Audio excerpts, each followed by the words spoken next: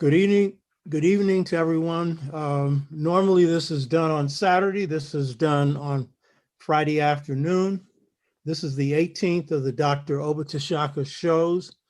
And this is going to be an interview and conversation with Professor Dr. Baba Zak Kondo on his book, Conspiracy: Unraveling the Assassination of Malcolm X. And I wanted to have Brother Kondo on because he is the foremost authority on Malcolm, and you're going to get the best stuff, particularly on Malcolm's assassination. He's the foremost authority on it, and I think you're going to benefit from this discussion. I met Dr. Professor Baba Zak Kondo as he was working on his book, and I had the pleasure to read a draft of his book. And I saw that this was an outstanding piece of work and a great deal of research, but a work is only as good as the consciousness of the writer as well as the work that they do in terms of research. So, Brother Zak, it's a pleasure to have you. How you doing? The pleasure is mine, Baba. Also, when I was doing my research, your book on the political legacy of Malcolm was important to my work as far as putting information in context. I don't know if I've ever had a chance to say that to you, but I did want to say that to you. Thank you. Yeah, well, thank you, and thank you, because yours is a monumental work. In fact, scholars in the field acknowledge that Baba Zak Kondo's work on the assassination of Malcolm X is the best work. And people who have done research in the field acknowledge that and have written, including the author of The Judas Factor, which is itself a good work. He acknowledges that yours is premier. Could you give people a little background on yourself? Oh, sure. I'm from Virginia. Went through the public schools of Newport News, Virginia. Anybody familiar with Newport News? It's on the peninsula. It's a peninsula near like Williamsburg. Most people know Williamsburg. It's between Williamsburg and Norfolk. Just to give you a general idea. When I was in the 7th grade, we were bused, and we were. I came from an all-African neighborhood. We were bused to an all-white school, and that was a year that I found the autobiography of Malcolm X, and I read it. So I was 12 years old. I was in the 7th grade, and it basically changed my life. I've talked about this a lot, but I was one of those young brothers who generally, when it was time to do a book report, I'd find the thinnest book I could find in the library. And here I am. I was on the Fort Eustis base. Where I lived, it was most of the older people were military, and so I was at Fort Eustis, and I was waiting for the bus, and I went into the library, which is right across the street from the bus stop, and just browsing, just chilling, and I came across this book, the autobiography of Malcolm X. It had Malcolm X on it, speaking. It was a real big, thick book, like 300 something pages. And, he was, I had heard the name Malcolm a few years before, but didn't know nothing about him really. And, I picked up the book and I started reading it while I was waiting for the bus, and ended up missing about 2 or 3 buses, and then did the unspeakable. I checked out this big, thick book. And I didn't put it down, I think, for the next couple of weeks. I read it twice then. I later rechecked it out and read it a 3rd time. And what it did was it just opened up a new universe for me.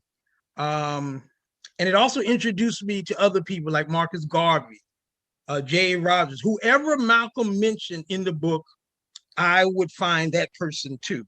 And then within the next few years, I read every book that had been published on Malcolm that I could get my hands on. And from that period forward, as my family would say, I've been into that Black stuff, that African stuff, and it has helped to define, who I am. My consciousness began to grow, and it continues to grow. But that was the catalyst. It introduced me to the Black Panthers, and I read, I read goo gobs of people after I was introduced to Malcolm X, and got in trouble too. I will never forget. I was suspended one time from that school, and my parents had to bring me back. So my mother brought me back, and I'll never forget this. We're in this meeting, so that I could be readmitted to school, and this white teacher, redneck white teacher, who had been discriminating against us since we got there. She's talking to my mother, and she says, by the by, in case you didn't know, she said, talking about me, he's been reading Malcolm X and the Black Panthers. And I really think you and your husband need to, watch what he reads. So, so here's a white teacher, a redneck, racist white teacher, been discriminating against us since we've been there. And I never forget, my mother looks her in the eye and she said, as a teacher, I would think that you would appreciate the fact that the boy reads. Mm-hmm. No, we're not going to censor what he reads. We like the fact this boy's reading college books. We like that. So no, thank you. We will not censor. I remember that because it gave more validation to what I was doing. Mm-hmm. How old were you when you read the autobiography of Malcolm X? I was 12. Wow. Mm-hmm. Yeah. In fact, I just turned 12 actually. So people react to different things, different stimuli. But for me, it was that. And then that was the beginning of a process that I've never left. Yeah. So that kind of set my course in this life, in this world, as Fanon would say, it helped to define my mission. And I've been there ever since. Yeah, you're quite fortunate to have had that exposure at that young age. And then coming out of an African community, you had other things to give you backup, but that's quite an important thing. I wear a goatee because Malcolm wore one. And he's my second master. Garvey was my first, as you might have gathered from the legacy of Malcolm X. Sure. And Malcolm was the second. I had already undergone an awakening that paralleled Malcolm's, and only knew that after the autobiography came out, because mine occurred in '63. And, the autobiography came out after Malcolm's assassination. So that's very important, because it means that your work has special meaning, in terms not only on Malcolm, but the consciousness that was developed out of that and other life experiences would lend a lot to your work, So yeah, interesting. And no telling how many millions of Black folks he affected, and not just in this country. I was in Tanzania working in the Ujamaa villages in 1973, and I'm on a train, and this young Tanzanian is telling me about Malcolm, and he was as energetic as we are. You know what I mean? Mm-hmm. And I mean, he had an in-depth understanding. What's your thought on the fact that, because in fact, when I wrote the political legacy of Malcolm X, I knew that there were missing chapters then. And that was, the book came out in 1984. So I knew it earlier than that. So what's your view of that in relationship to the autobiography of Malcolm X, the fact that there were missing chapters, Right. and what's the implication of that? Yeah. Um, this is the way I look at the whole, you know, really Alex Haley, because that's really what we're really talking about here is Alex Haley. What I had to learn to do is the autobiography, very important book for me and for millions of other African people, like you just said. But we also have to be able to put it in context. And when we put it in context, we have to also accept the fact that the autobiography was not written by Malcolm X. It was written by Alex Haley. And unfortunately, and this is the part that I think a lot of us need to just be reminded of. Malcolm never read the autobiography of Malcolm X in its entirety. He went through a draft and he started marking it up. And Alex Haley didn't like that because his concern was that Malcolm was going to turn the autobiography into a weapon against Elijah Muhammad. Alex Haley's thing was he wanted to keep the original authenticity of it, in which Malcolm was basically, still in the nation and still basically worshiping Elijah Muhammad. And so what I think ended up happening is Alex Haley began to substitute his own, perspective, his own, I guess you could say Malcolm's lens, if you will, in place of Malcolm's. And I think that that's something that we need to be critical of as serious-minded African people. So in other words, my point is that the autobiography has its problems, mostly because of Alex Haley.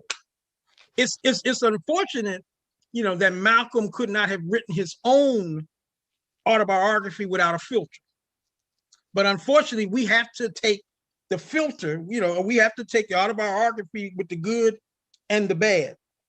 And so my thing is, as long as we know that, as long as we know that the autobiography is not the final word on Malcolm X from Malcolm X's standpoint, as long as we know that Alex Haley is the filter, he's in between all of that. He's tainting it in some ways. Because one thing that I do agree with I guess it was I want to say it was Marable. I think it was Marable, but the point that they were making is that when we look at the autobiography of Malcolm X, we need to be sensitive as to, what was, like, in other words, if you don't trust Alex Haley, which, by the way, I really don't. I had the opportunity to interview Alex Haley when I was doing my research. And I don't know, I think Alex Haley wanted to promote similar to Manny Marable, actually. He wanted to promote a certain sort of image of Malcolm. And that was the Malcolm who was into, who was an integrationist, a Malcolm who was trying to find his place in the civil rights movement, a Malcolm who was probably less sure of himself than he actually was. And I think that's Alex Haley.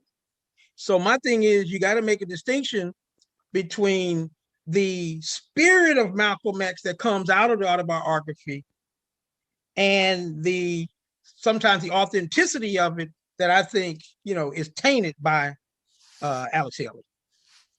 Yeah, because Alex Haley was a good writer, and he also wanted to do the human interest angle, but he was not political. No. And so to even interpret Malcolm would be hard for him to do. And I think, the integrationist thing, you're referring to the Mecca and all of that he made more of than was real. Yeah. Putting Malcolm in context, what do you see as some of the major points that are important about Malcolm's contribution to history, his importance, both to African-American history, world history, African history globally, and people around the world? What do you see as the significance of Malcolm and his legacy? Well, I think Malcolm's legacy has a lot of layers. a lot of layers to it. Let's start with the international. You know, I find it interesting that even today, you know, getting, you know, close to, you know, what is it? Let's see. Malcolm's killed in 65, 35. Like, we're getting close to 60 years since Malcolm's assassination. And it amazes me how much Malcolm continues to affect and to impact people in the United States, in Canada, on the continent, in the Caribbean, even in Europe at this late date. And I think that to me is a tribute, you know, to several things. A, his analytical skills. You know, Malcolm was one of the sharpest people of his day. One of the things that I always studied Malcolm for was how Malcolm basically was able to train his mind. You know, he was self-educated. He taught himself, which I think is the best tool anyway. I'm reminded of something that Queen Mother Moore used to say. You know, you remember Queen Mother Moore quit school in the 3rd grade, and she's always joked that she still stayed in school too long to learn anything. And I think that in Malcolm's case, you know, you have somebody who, you know, basically dropped out in the 9th grade, but then educated himself, picked up the ball himself. And in the process, he developed a mind that was disciplined, you know, a mind that could absorb information very quickly and process it very quickly. So first and foremost, I think Malcolm's analytical skills, you know, like when you saw Malcolm in interviews in this country, and he, you know, and often, or when he was debating somebody, because normally they would try to pit him up against either some white beta, you know, some white person, or oftentimes a Negro. And basically Malcolm generally ate them all for lunch because his mind was so disciplined. And so I've used Malcolm, you know, for my own, you know, mindset, you know, because the mind is like a muscle. And I think Malcolm knew that. And he knew that one of the greatest weapons that he could ever use against our enemies was this right here. So I think that's one of the things that people admire about Malcolm, because they listen to his speeches. They listen to the interviews. They see how sharp, how, you know, how quick his wit was. And I think that that's one of the major, you know, attributes that separates Malcolm. But also, I think the politics of Malcolm. Remember this, Malcolm was saying things, you know, in the 60s, actually in the late 50s and into the 60s until his assassination.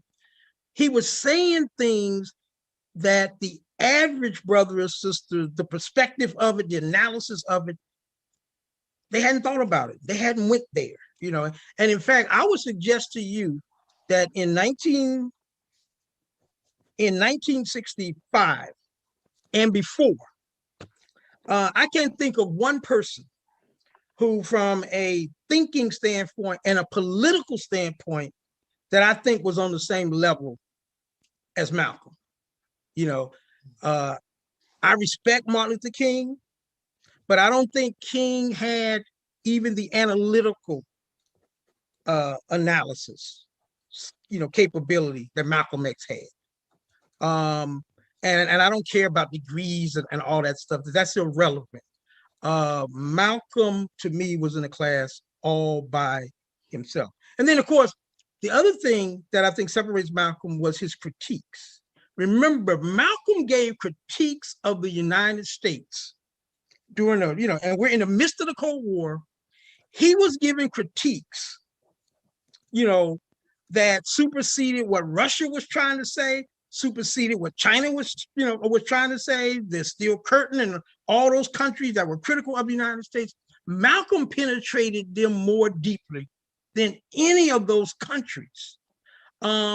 because he had that perception, he had that sensitivity, and I think that's something else that separates Malcolm, from everybody else. And then the final thing that I'll say on this is that nobody gave the critical analysis of the United States more thoroughly than Malcolm X. The hypocrisy, for example, because remember, the United States then and now is trying to masquerade around the world as being, a believer in justice and all that stuff. Malcolm destroyed all of that. He could see the hypocrisy, and more importantly, he was willing to talk about the hypocrisy. So I just think just things like that, it just separated Malcolm from all of the other, leaders of the era, all of the other activists of the era. He was just, to me, he was in a class by himself. Well put. I would add that what really made much of this disciplined mind and this analytical ability, aside from his own natural brilliance, was the awakening process that he went through in prison. And he often described it this way. He said, first, your philosophy changes, then your attitude pattern changes, then your thought pattern changes, communication pattern changes, and behavior pattern changes. And you could take a picture of Malcolm when he was on the streets, and he looked like he was in that life, someone you wouldn't trust at a certain point. And you could look at Malcolm when he underwent transformation in stages. When he first goes into the nation, he almost looks like a monk. I mean, somebody who's just dealing with the necessary essentials. His whole concern is on his mission, you know what I mean? But there was a transformation process that he underwent. And personally, I think that he wasn't conscious of this. It put him on a collision course with the Honorable Elijah Muhammad, because the messenger had a transformation that he contributed to Malcolm, which was religious, spiritual. But Malcolm had a political, a historical, a social, an economic, a philosophical, and most people don't note it until his family started writing about him, the seventh child, that the books that he read in prison that were relevant came from his family, Black books. The other books were the prison library. So that conversion, that transformation, I think was key. And I think that leaders that underwent that transformation, or members in the Black liberation movement, had much more to contribute than those that didn't, Yeah. I have a picture behind me of Amilcar Cabral. He underwent that same transformation, and they both came out of the assimilated mindset, and in Malcolm's so-called criminal, in the beginning. So those are perceptive observations you got, because that mind of his, John Henry Clark would say, he was the most brilliant mind that we produced in the 20th century. I would say the most brilliant political mind, without a doubt. And he could beat people in a debate without debating them. Yeah. I mean, he was special. It was remarkable, I think, just to kind of watch Malcolm. And the thing that we want to be careful is that it's easy, I think, to become infatuated with Malcolm's personality. But I think that, to me, it wasn't the personality. It wasn't the charisma and all those things that, many of us get caught up on. It's when you hear this man say what he say, and you analyze what he say, and you put it under a microscope, you say, damn, why didn't I think of that? And I think that's what, one of the criteria that I've always used, as a African, race man, as an African revolutionary, is I've always been fascinated by people who say things, and I ask myself the question, why didn't I think of that? That tells me that's like the ultimate of, the ultimate analysis when I can say about somebody, God, why didn't I think of that? And I say that for Malcolm on so many levels, starting as a child, but even as a grown up, you know, and that's always served as a litmus test for me of just how special, you know, Malcolm X is. It's like when I read Enemies for the first time by Haki Madhubuti, and I'm reading and I'm saying to myself, damn, what an analysis. Why didn't I think of that? Why couldn't I see that? Or when I was reading Vincent Hardy, There's a River, you know, it's like, wow, why didn't I look at that like that? And so with Malcolm, it was just so many of those. And so in so many ways, you know, he taught me, you know, as a young person, and even as I got old, it was like, you know, this was one of my teachers, because it's like I'm reading what this guy is saying in a speech, or, you know, sometimes in autobiography, and I'm saying to myself, wow, I wish I would have thought of that. But it's forcing me to another level of analysis, another level of consciousness. And you can't duplicate that. You know, you can't say that about a lot of people. Yeah, but right. I consistently used to say that about Malcolm. Wow, why didn't I think of that? Yeah, he was original, creative and original, and thought outside the box and boundaries set by this country. John Henry Clark, who was an advisor to him, he gave one example. He said Malcolm called him a number of times because he was an advisor on African issues and stuff. And so he had a debate with some foremost scholars on the Congo and colonialism in the Congo and whatnot. And so he called John because he knew that he needed more information. John gave him basically the soliloquy on the Congo, the work by Mark Twain, and some other stuff. He said Malcolm read that in a few minutes, went on and cleaned the clock of the so-called experts on the Congo. But he was an in-depth reader. But in this particular case, you know, when he had to brief himself quick, he was able to absorb information. He had enough other information to just knock his opponents out. You know what I mean? And, yeah. You know, another quality of him is, as brilliant as he was, he also drew on people that had good ideas, because the organization Afro-American Unity, he had some brilliant African-American scholars shaping his, you know, platform and other stuff. So brilliant as he was constant. And key thing is, he was a reader. He read all the time. And he was reading stuff some of us still haven't read. There's a book by Lerone Bennett, Negro Mood, later called Black Mood. Have you heard of that book? Yeah, I used to love some Lerone Bennett. In fact, I used one of his books when I was at Bowie for a couple semesters. I think it was Black Power USA.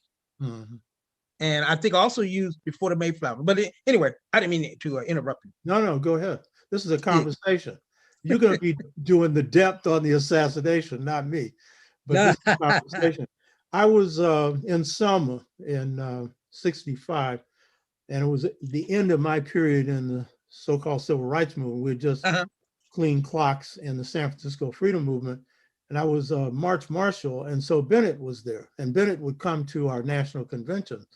So, and I was also at the Million Man March, and Bennett was up on the stage, and so I asked him a question. I knew his answer.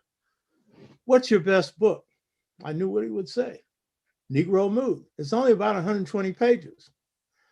Malcolm had read that. I remember seeing in one of the Socialist Workers' Party publications, Malcolm holding the book, and I looked at, what was the title? Negro Mood. 2 chapters in there, The Black Establishment and Voices from the Cave. And that made that book a classic. But Malcolm was reading and digging all the time. He didn't have much time to sleep. I think it was 4 hours. You know what I mean? So yeah, amazing. I mean, amazing. And you're right, not to get caught up in the personality or idolize the personality. He's a human being. Right. You know? And I'm sure we'll get into some of his human traits and human qualities. I don't want to spend too much time on this one, but Manning Marble, in his book on Malcolm, He characterized, his book was on the reinvention of Malcolm. He characterized Malcolm as basically someone who was reinventing himself in a way to mean falsely. So what's your view of that? Yeah. I think that many Marables made the same mistake that Alex Haley made with Malcolm. It's like they want to portray Malcolm in a way that supports and validates their particular perspective when it comes to race, when it comes to struggle, when it comes to, even American society. So, I understood what Marable was trying to say, because, his whole thing too was that, Malcolm was in a transformation, and at the time of his assassination, well, Malcolm told you that, he was working on, some new directions anyway. But everything we know about Malcolm says that the direction, was going to be toward Black nationalism, toward Pan-Africanism. He wasn't headed toward, we shall overcome and let's lock arms. Mm-hmm. But I think that's what the many Marables, I think that's what the Alex Haley's, that's what they want for Malcolm. And then any little bit, that he might have said something here, kind of like what Brightman them did with the socialist, with the Socialist Workers Party, the militant, anytime Malcolm said something about capitalism or said something about greed or something like that, then they use that as evidence that Malcolm was evolving into a socialist. Mm-hmm. And I think that basically Haley would kind of like do the same thing. And what they wanted to see, of Malcolm was that Malcolm was going to go more toward integrationism, assimilationism, and, let's all be American and all that type of stuff. But, there's nothing substantive in Malcolm that supported that. But I think, Malcolm is one of those few people that many people want him to be, they want to identify with him. And so they want him to be, molded in a way that they can support him. Mm-hmm. So for Malcolm, it's that integrationist stuff. He wanted Black people, white people to, lock arms and see we should overcome. But that's not Malcolm. It's okay for King, but that's not Malcolm X. But I think that's what Haley and your boy, Marable, I think that's kind of like where they were going with that. Yeah, Marable would take some exaggerations of Malcolm, like his exaggeration of his criminal life, to then use this, or failing to tell certain things about what happened when he was arrested for burglary and his role in other people being arrested, to then paint a broad brush to say he was reinventing himself, when in fact, Malcolm was a revolutionary in the nation and outside, but he was growing. He was transforming. Reinventing nothing was transformation, real radical transformation, Exactly. Yeah. You did consulting work on the film on Malcolm X that Spike Lee did.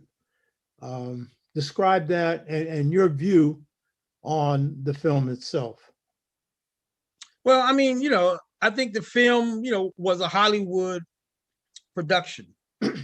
And I think whenever you're dealing with Hollywood, it will not be authentic, or it will not be authentic enough.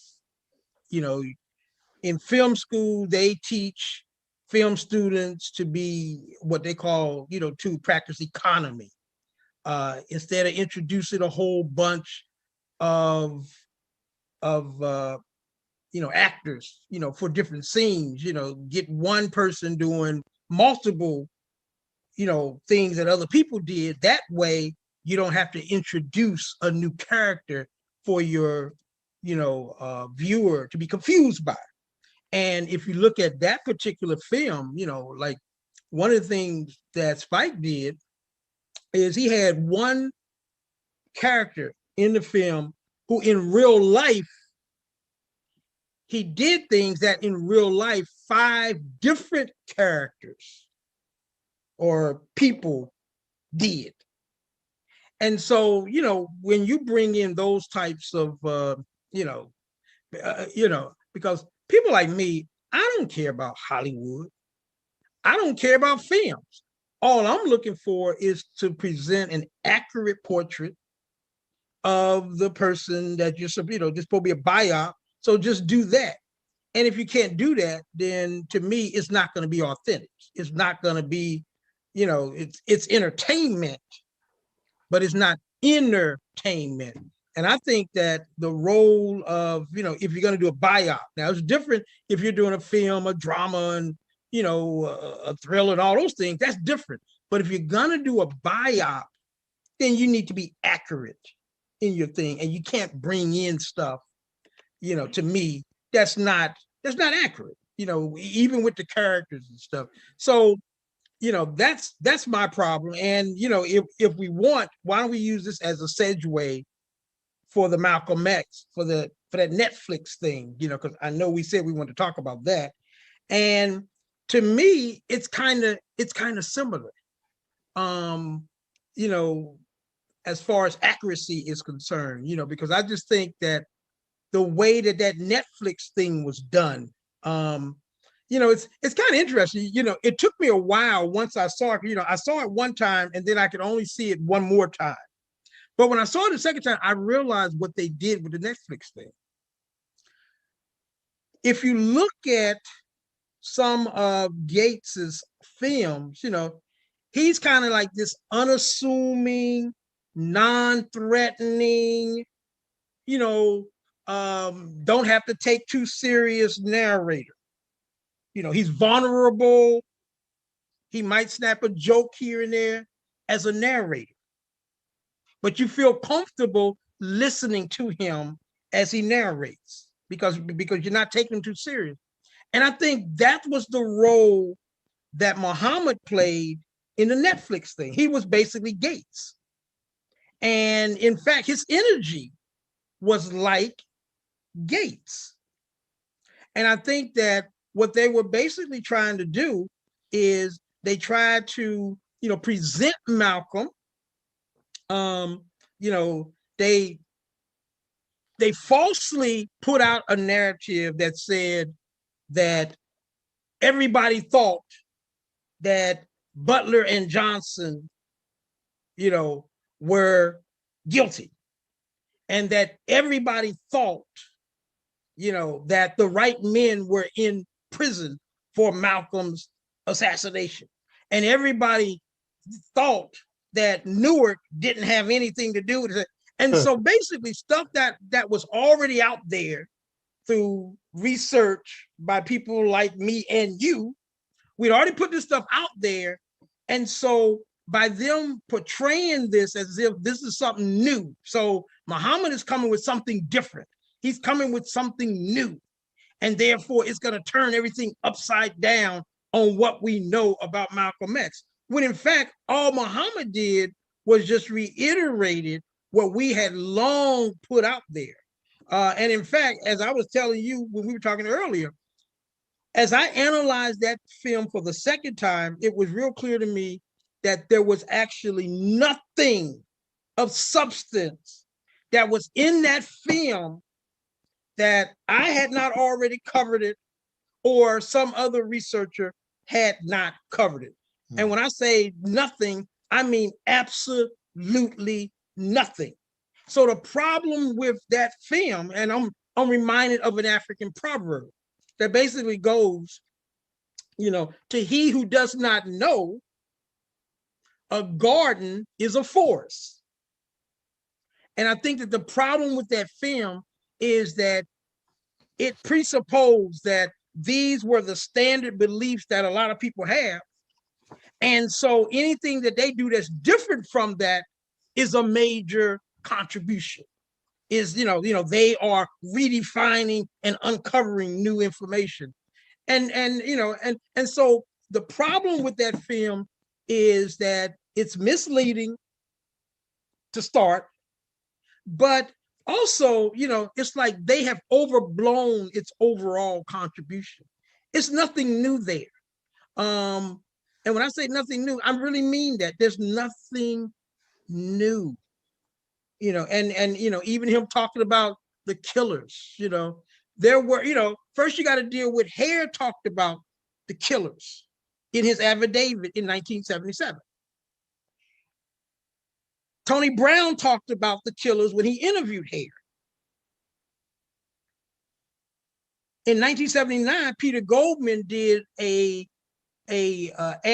an afterthought chapter in which he interviewed Hare in prison, and so they dealt with the killer. So my point is that this is the historical reality. But when you watch that film, you get the impression that none of this ever happened, but that Muhammad was, you know, thought that something was wrong, and then he took it upon himself to go, and then he uncovered information about the true killers. Absurd. And, you know, basically, Skip Gates knew what he was doing, that his thing was to not really rely on serious scholarship. You should have been a central person, and is it Paul Lee? Yeah. Yeah, Paul Lee, but you especially should have been the central person on this, since your work is definitive, but you were kind of put to the sideline, and the person who's talking has no real substance, you know, and has nothing that he's contributed to the field at all. I was having trouble staying awake. I watched it, but it was like in my days, I got the message, you know what I mean? Right. I didn't know that it was Skip Gates that had produced it. Maybe I started after it started. Right. And see, I didn't know that either. I found out that it was Skip Gates after they filmed me for the last time, because if I would have known that in advance, I would not have participated. And let me make one other point that I also want to make sure that I make. You were talking about how, when it came to me, how the film dealt with me. You know, I thought about this once I saw it the second time, and I understood their dilemma. See, they had a problem with me in this film, and this was the dilemma. They needed my scholarship, you know, and of course, Muhammad's so-called scholarship is based on my scholarship, which he used to always tell me how my book was the gold standard, and but for my book, blah, blah, blah. Of course, none of that comes out in the film, but this was the dilemma that they had. They had already decided that the narrative was going to be that Muhammad was a lone ranger, that he took it upon himself to uncover the truth about Malcolm's assassination. So that automatically meant that even though they could use my scholarship, they could not identify me and my book, because they had to choose between, you know, in other words, if my book exists and they acknowledge the existence of my book, and the information that's in my book is the information, you know, that this guy is talking about, I'm talking about Muhammad is talking about in his narrative, then that would have destroyed their narrative, because their thing was Muhammad came across this stuff. He uncovered this information. You don't have the thesis of their particular, you know, narrative is exploded if Zak Kondo did that 20 something years before in his book. Then it would destroy Muhammad as this lone crusader uncovering the truth that nobody else had been able to uncover. So they had to, so that's why they can't identify me in the film as an author. They can't identify the name of my book, nor can they say anything really about my scholarship in general. Because if you identify me, then you don't have the narrative with him. That narrative is shot. So I basically would have to be used by research with me in it, but I then become invisible. So basically, I'm in the film, but I am invisible as far as who I am. Like, you watch that and you don't know nothing about me as a scholar. You don't know nothing about my work in Malcolm X, because all of that would have undermined what their thesis was and their narrative was for Muhammad. Yeah, now that's well put, because Muhammad is portrayed as this guy. I think he was doing his little work on the little bus that he Mm-hmm. whatever, and he's somebody who's done all this digging. He hasn't written anything. There's no evidence of anything that he's uncovered that's serious, but that is the Harvard Project. The Harvard Project is to pretty much cover our history and obliterate it. I mean, literally. Yeah. Because as we're building African-centered studies, Black Right. studies, it's radical and militant, then they have what they call the dream team over at Harvard. And I have no objection if, even though it's at Harvard and they brainwash you at Harvard real well, but if you got some good scholars there, no problem. Is this W.B. Du Bois? Definitely no problem. But here's somebody who comes along that doesn't even have the courage to put his department on an independent basis. He's subordinate at Harvard and is being used as an attack dog against Afrocentricity. When Leonard Jeffries was putting down a strong position, City College in New York, he's being attacked by Harvard. When they're trying to destroy Black studies at San Francisco State, I'm leading the fight against it. Here comes Skip Gates out to have dinner with the president. And what does he say? He never heard of Black studies at San Francisco State. We gave birth to Black studies at four-year universities, and Merritt did through the Black Panthers first at a two-year college. You know what I mean? You never heard of either one of those, huh? You know, so Right. Yeah, there's a deliberate effort to bury you because it's a radical voice. And this thing that he's done recently on the Black church, it looks good on the surface. But if you go underneath it, what he's done is, while there's some interesting timelines, and the last show is dealing with the hip hop generation, their alienation from the church and blah, blah. And he's got the minister for Barack Obama, Jeremiah Wright, speaking. Is a good brother. But what he buries in that show, when he looks at the Black church, is the African basis for African American spirituality, which is the basis for the real Black church. It's buried, it's lost, you know? So on the surface, there's a lot of stuff that good to know, a lot of good singing and different things, a lot of visuals, but underneath, he's whitewashed your history. You don't know it. Right. You know what I mean? So yeah. Right. And I think historically, I think that has been the role that he has played. And I think technically that's the role that Harvard's Black studies basically plays. I mean, if we're being serious. Yeah. Because he's not there to empower African people. He's not there to liberate African people. That's not what the Gates mission is. His mission is just to integrate us into, white America and get that white American validation and stuff. But he ain't about African people. Yeah. And let's be honest, we don't have to, blow it out of proportion. But I think, to go back to what I said earlier, I don't know if I said it for the camera or if just me and you were talking, but I was making a point that when I was doing consultant work with Black Side during the early 1990s, at that stage of the game, and I had to go to Boston, to the Cambridge area, every last person who was in Harvard's Black Studies program married white, every last one of them. So for someone like me, and you, that says a whole lot about the personhood of the person who's hiring them, because we know Gates was hiring them.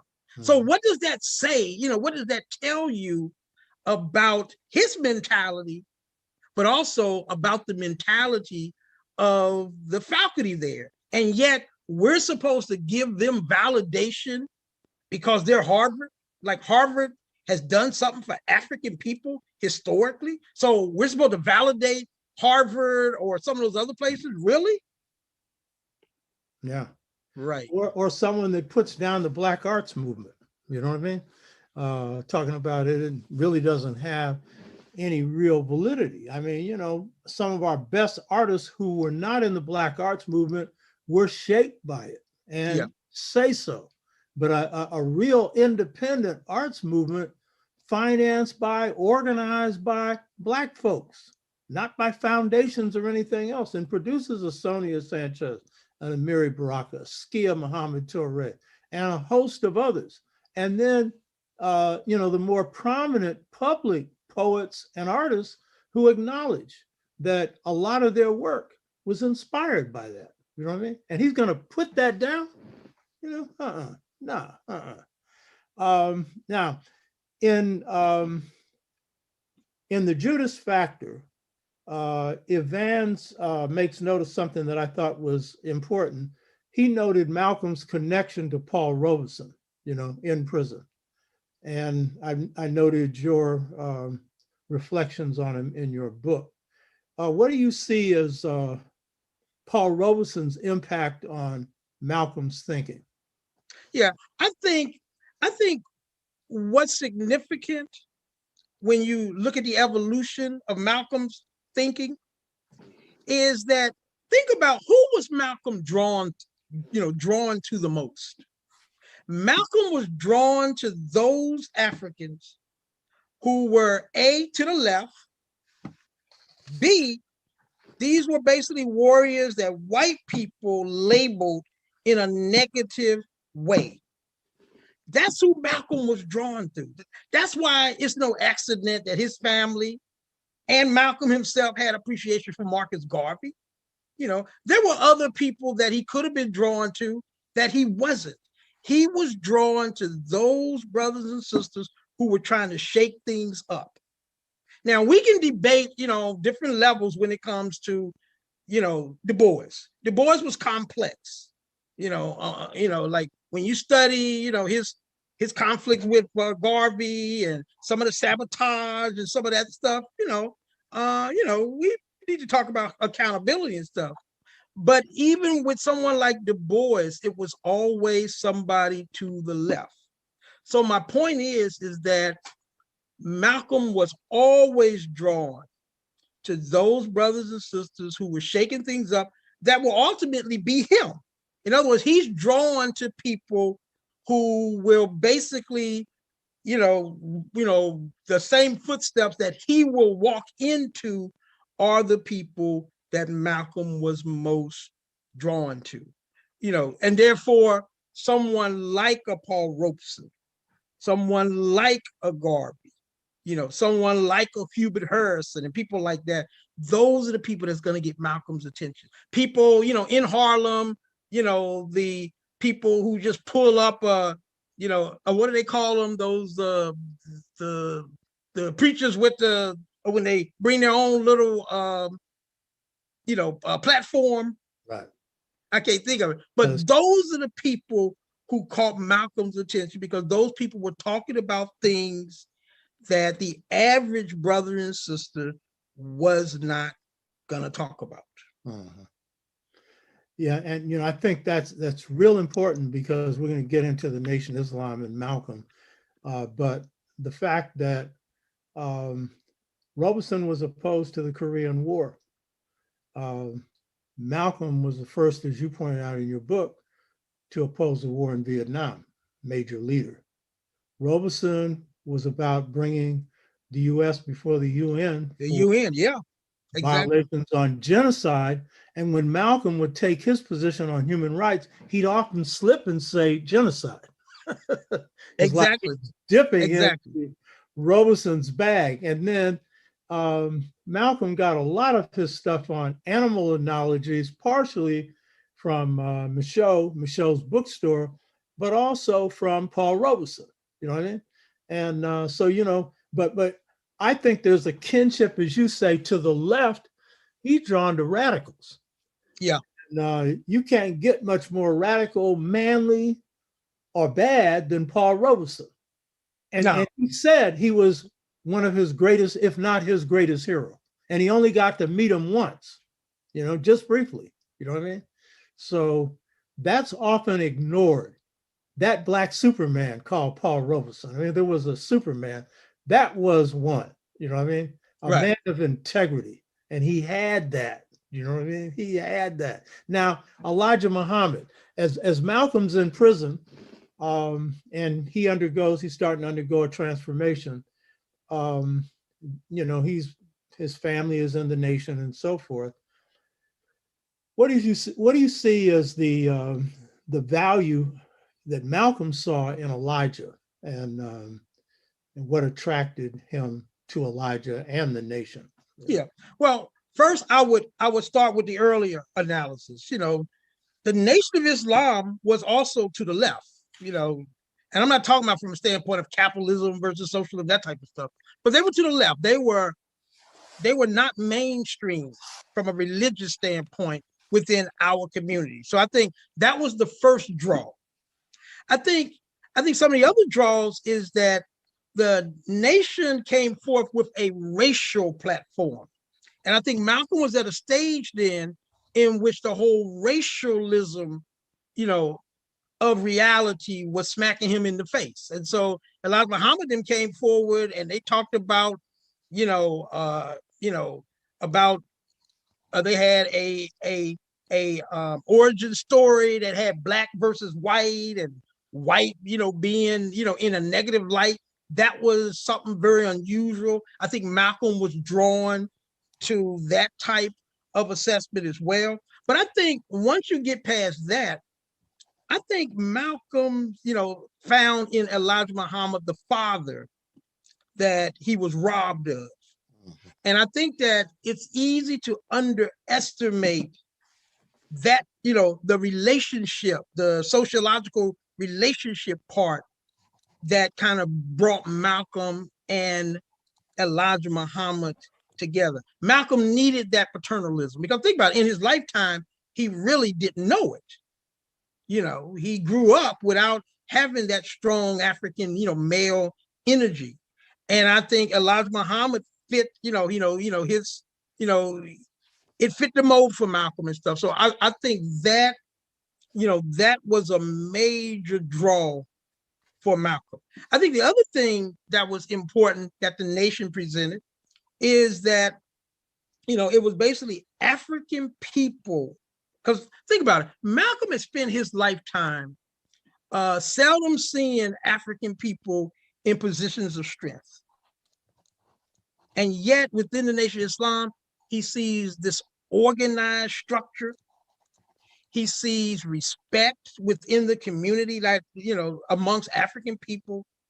He sees this image, this strong positive image that he hadn't seen very much on the streets. And I think that that was also a draw. And of course, it certainly helped that his family, like all of them, like his whole damn family had pretty much fell under the spell as well. And I think that was a certain level of validation. I think that a Malcolm, that was important to Malcolm at that time too. Because remember, it was all of his brothers, all his siblings had basically, drank the Kool-Aid. And I think that was important for Malcolm, during that time in his life. Of course, as time goes on, it's gonna, get a little bit rocky, and there's gonna be negative energy, and there's gonna be a split and all that within the family. But I think all of these things made the nation, and then finally, it gave Malcolm direction. Because see, I think Malcolm was a brother who constantly was looking for direction. I think the whole gangster life, was him looking for direction. Him being, in and out of trouble was looking for direction. Even when he was in prison, trying to decide which corner he was going to turn, deciding that he was going to teach himself, how to read and write and to read a whole lot of serious books. I think all of that was Malcolm's way of saying, I'm looking for direction. And I think, the Nation of Islam and Elijah Muhammad pretty much, checked off all those boxes at that stage of Malcolm's life. He's going to be coming out of prison soon. Where do you go from here? And I think that he ultimately found that there was a deeper meaning in his life, beyond just being a gangster, or another statistic. And I think the Nation of Islam was able to, to fill that void. And it was a very important void for Malcolm. Yeah, those are good insights. One thing I like about your writing style is you're very concise and you pull together a lot of details. Boom, boom, boom, boom. And we're going to come back into the boom, boom in a minute. I just want to riff off of a few of your points. The father figure. I think that there's no way to underestimate that. And one of the things I note in my book is that to understand Malcolm is to understand that family was his foundation. It's really his foundation. It isn't for everybody. It's not for me. I'm a world person. My brother was a family man. He remembered everything about the family, everything seen through the family. And if you look at Malcolm, who recruits him into the Nation of Islam? It's his family. You know what I mean? And as you say, Elijah Muhammad was a father figure for him, and real, because he was a corporal in the Garvey movement, his father and mother both playing a major role in the Garvey movement. And at every shift, when he's in the streets, that's family. Shorty is family, comes from the same area. You know what I mean? Right. So yeah, family's fundamental to him. And even when you get into the hard periods that he goes through with the nation, being separated from family was rough on him. I mean, that was rough on him. The other thing about, your point about strength, that he saw strength, and he was to the left. The nation was in rebellion against the standard definitions that the society provides for Blacks. Even when he was in the streets, he was in a form of rebellion that was confused, but it was rebellion. Yeah, it was. And that's a good point. Because technically, what are they? They're exploiters. They're trying to exploit a system, that's not working for them. So how do you make this system work for you? Right. You do the underhanded stuff. You do the,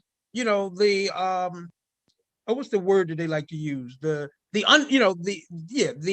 underground stuff. But that's an exploitation of the system.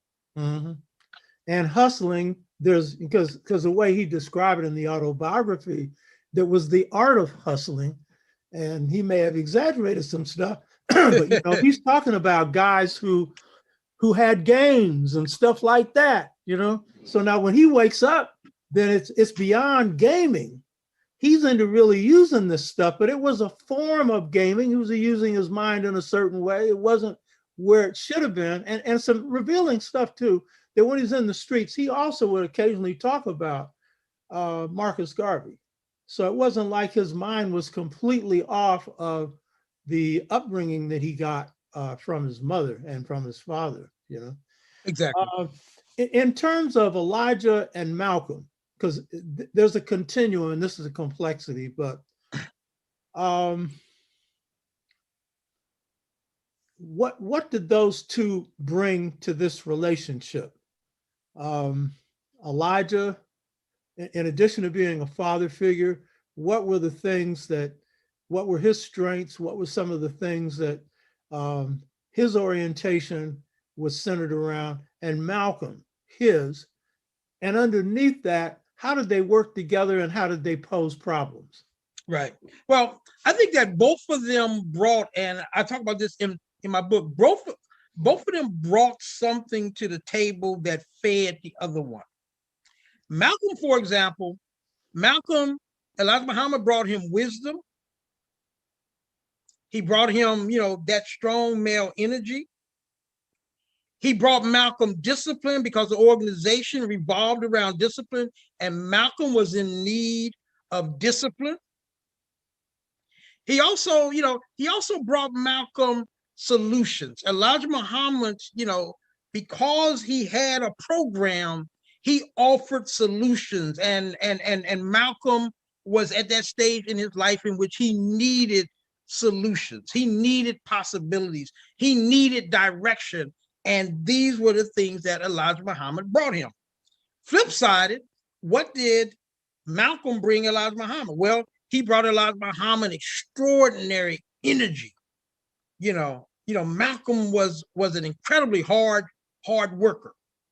And Elijah Muhammad had not seen a worker like Malcolm. He always complained in relation to his children that they were lazy compared to Malcolm, that his children, wouldn't take it to the next level like Malcolm did. He would always compare them, why can't y'all be more like Malcolm? He always is sensitive to my needs, unlike my own children. So that's one of the things that Malcolm brought to the table.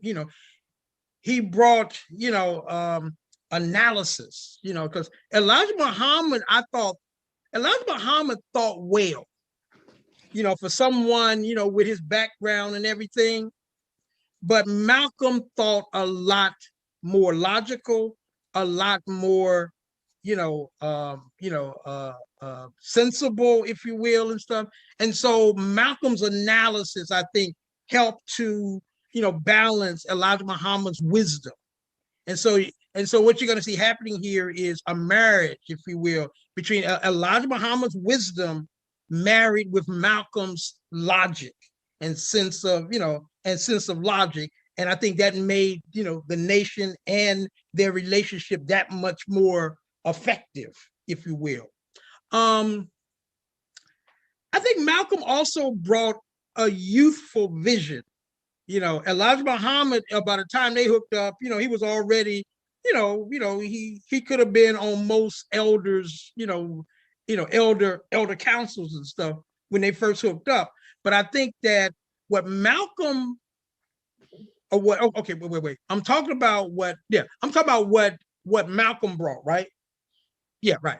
So one of the most important things that I think Malcolm brought was he brought that youthful energy of fresh ideals, because remember, for Malcolm, a lot of this stuff is new. He had never been in an organization like the Nation of Islam. He never had to demonstrate the type of discipline that he had to demonstrate in the nation in his previous life. Yeah, I mean, you could make an argument that, well, on the street, there is a certain discipline that you needed to have, on the street. But the type of discipline that he has to exert within the Nation of Islam, that was all new. And I think that Elijah Muhammad, needed that type of youth. It was a good, it was a good sort of youth that I think, improved the Nation of Islam. And then the other thing, the final thing that I'll say is, remember, Malcolm was an organizer. And at the time that he and Elijah Muhammad hooked up, one of the major things that the nation needed was organizers. Because remember, before Malcolm, there was only a handful of temples across the country.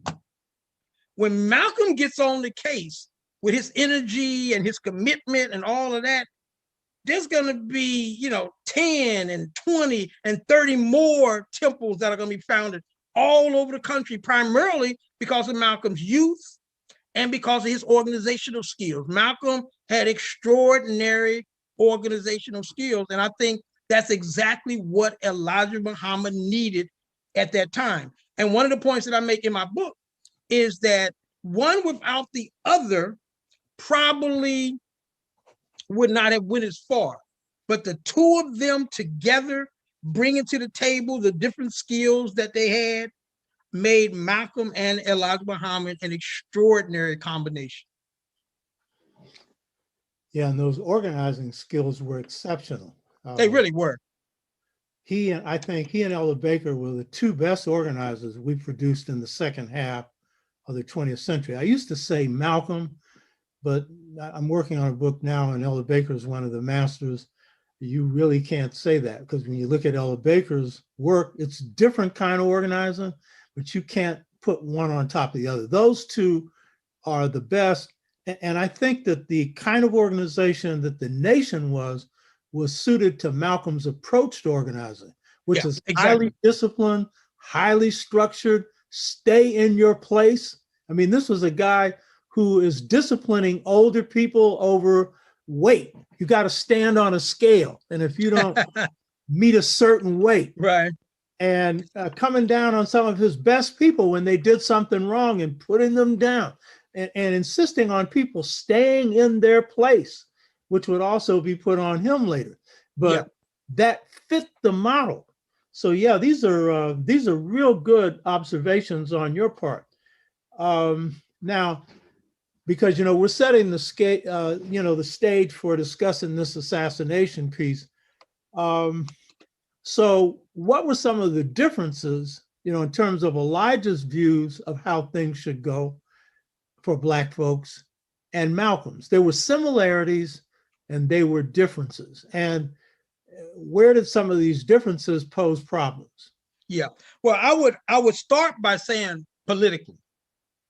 Malcolm politically had a vision that was very different than Elijah Muhammad's vision. Malcolm's vision was for the nation. Like, remember, he would talk about how it used to bother him when rank and file brothers and sisters would say the nation talks stuff, but they don't do nothing. They criticize people, but they're not in the streets. So Malcolm's vision was for the nation to get in the streets. He wanted them to be active in struggle. He wanted them to put what they, preached. He wanted to see them operate the type of stuff that they preach. Elijah Muhammad, on the other hand, he wanted the nation to be not a political movement. He wanted it simply to be a religious movement. There are probably different reasons for that. One of my contentions is that I think Elijah Muhammad didn't want to bring more attention on the nation for financial reasons, but also I think he feared that the FBI and some of the enemies, institutions would come after the nation, and I think that he feared that.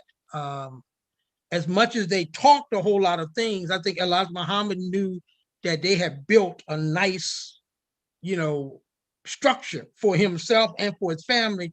And I think anything that threatened that was problematic for him. And I think Malcolm, as Malcolm got more political, particularly in '63, when he was trying to pull the nation further into civil rights and self-defense and those types of things, him and Elijah Muhammad, started, getting more and more distance between them. So certainly that was a problem. I think some of the other problems is that, Malcolm started, he had more of an interest in internationalism, particularly as it pertained to Africa and also as it pertained to the Islamic world. And so I think between those two things, Elijah Muhammad was uncomfortable. He was, and let's be clear on this, he was always uncomfortable with Africa. Right. I remember reading some articles from Muhammad Speaks. In fact, if anybody wants to look it up, it should be June the 28th, 1968. Elijah Muhammad wrote an article, that was published in Muhammad Speaks, in which what he was doing was he was chastising members of the nation who were wearing dashikis. He was chastising people who were trying to identify, members of the nation who were trying to identify with African culture. He even used words like foreign, and trying to use foreign names and different things like that. But the point is that it reminded you that Elijah Muhammad's perspective when it came to Africa was a hell of a lot different than than Malcolm's perspective when it came, to Africa. And then the other thing too, in relation to the Islamic world, Malcolm was interested in bringing the nation in the Islamic world, seeing the nation play a more active role in the Islamic world, whereas I think Elijah Muhammad was not comfortable, on that particular stage. I don't think he was comfortable, probably for a multitude of reasons, but it just seems real clear that he was not comfortable with that. And I think from his mindset, he saw Malcolm as trying to force the nation to get out of its comfort zone.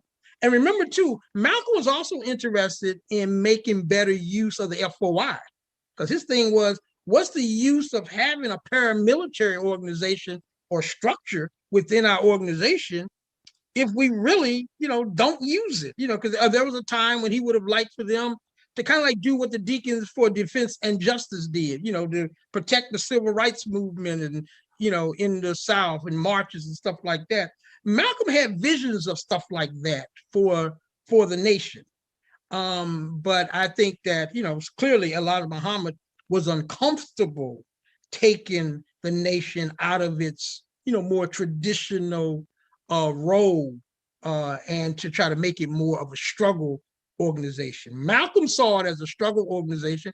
And remember, the MMI, the Muslim Mosque Incorporated, was created supposedly to correct some of the mistakes that he thought the nation had made, and so that was supposed to serve as a model for what a Black, Islamic militant organization should be about. It's just that Malcolm never really had a whole lot of time to develop the organization like he wanted and stuff. But yeah, that should have been a corrective, because Elijah Muhammad frowned upon the nation being more political.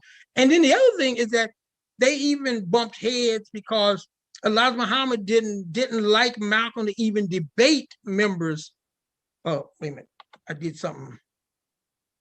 You're okay here. Okay, y'all still see me? Yeah, I see you. You're fine. Okay. For some reason though, I can't see myself. Let me okay, I mean I can keep going, but yeah, we can see you. Okay. Then I guess the other thing is that Elijah Muhammad really didn't like Malcolm even debating civil rights leaders because he viewed that as pushing them further into the civil rights camp. And he didn't, Elijah Muhammad didn't want the nation to be part of that whole civil rights camp. And I think we forget that, the conservatism of the Nation of Islam, but they were a very conservative organization, and Elijah Muhammad was happy for them just to be a conservative, religious, Black religious organization, whereas Malcolm's vision was a lot more broader, a lot more political than that. Yeah, those are good observations. In the film, Make It Plain, there's an observation by one of his brothers where he says that Malcolm was beginning to sound more like the civil rights movement. And Brother Joseph in The Nation, who admitted at the end of his life his real negative roles in going after Malcolm, he said he just stopped believing in what Malcolm was saying because he didn't sound like the Malcolm who was walking the straight religious line. And then Malcolm had observed that he was concerned that the nation was becoming isolated from the main currents of the Black freedom movement. In 1963, Malcolm called a meeting in San Francisco of the major freedom movement leaders. He sent out notices to 60 people. 15 of us showed up. And I've been chair of CORE now for about 6 months. This was in the summer. It's not long before the split. And I remember Malcolm came to the meeting in seersucker suit, one of these cheap little striped suits. And the minister from the Nation of Islam in LA was with him. And this was around the time that the police had attacked the nation. And I remember he's sitting, because he was in the Sun Reporter newspaper building. This is a Black newspaper for the Bay Area, run by a Black radical, Carlton Goodlett, who was Paul Robeson's replacement when Robeson was denied a passport. So he's a radical himself. And Malcolm is sitting with his back to a wall, which was always the case, with newspapers spread out. And so 15 of us come. My father was with me, and my father remembered something I didn't. He said, when you saw Malcolm, there was a goosebump that would go up and down his neck. I didn't notice that, So Malcolm was giving us the Nation of Islam line on things and quoting what was going on in the country. But this was a part of his attempt to do outreach with what he saw as the Young Turks, the young activists in the movement, because he was trying to, one, gauge the temperature, but also maintain contact. So when he finished with his discussion, I raised my hand because we're in the midst of major job campaigns. And I said, we appreciate the Nation of Islam and good work you're doing, but we're out here fighting for jobs for Black people. Muslims are, wearing their suits and bow ties and walking in and getting the jobs, which we opened up for Black people. We have a problem with that, but they're not doing anything to help us. What the holy hell's going on? And then Malcolm gave his line, and the line was, before the Honorable Elijah Muhammad, the system wouldn't be dealing with you. But because the system is so afraid of the Nation of Islam, now they're willing to deal with you. And I said, I said, the power structure is not afraid of the Nation of Islam. I want an answer. Why isn't the nation doing something? And so Malcolm said, the nation would be announcing a political action program soon.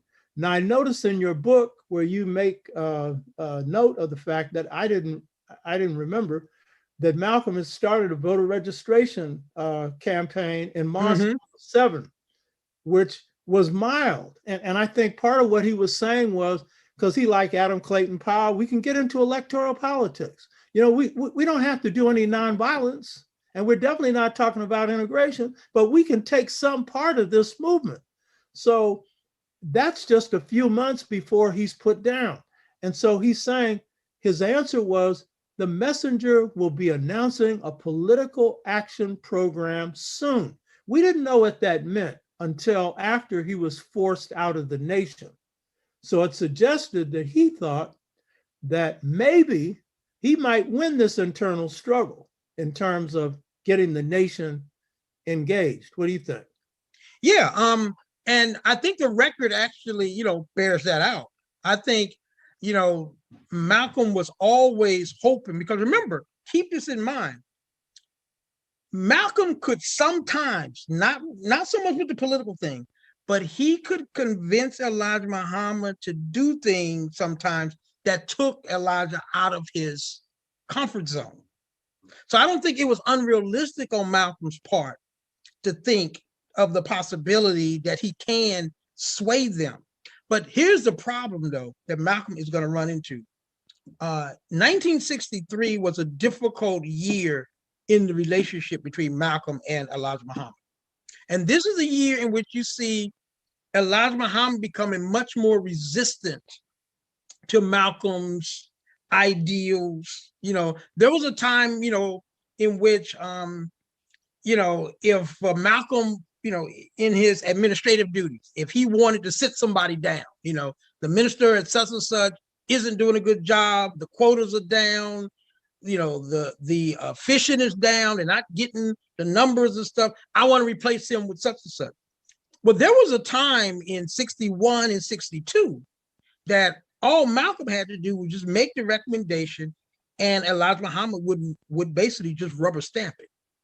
Well, in 63, this is when you begin to see that relationship changing, and the rubber stamping begins to get reduced more and more. And what I would suggest is that was an indication of the deterioration of the relation, in the relationship between Malcolm and Elijah Muhammad. And in fact, I isolate an incident one time in which they were talking about the number of people Malcolm had spoke. I want to say it was in the Chicago mosque, but anyway, he had spoke.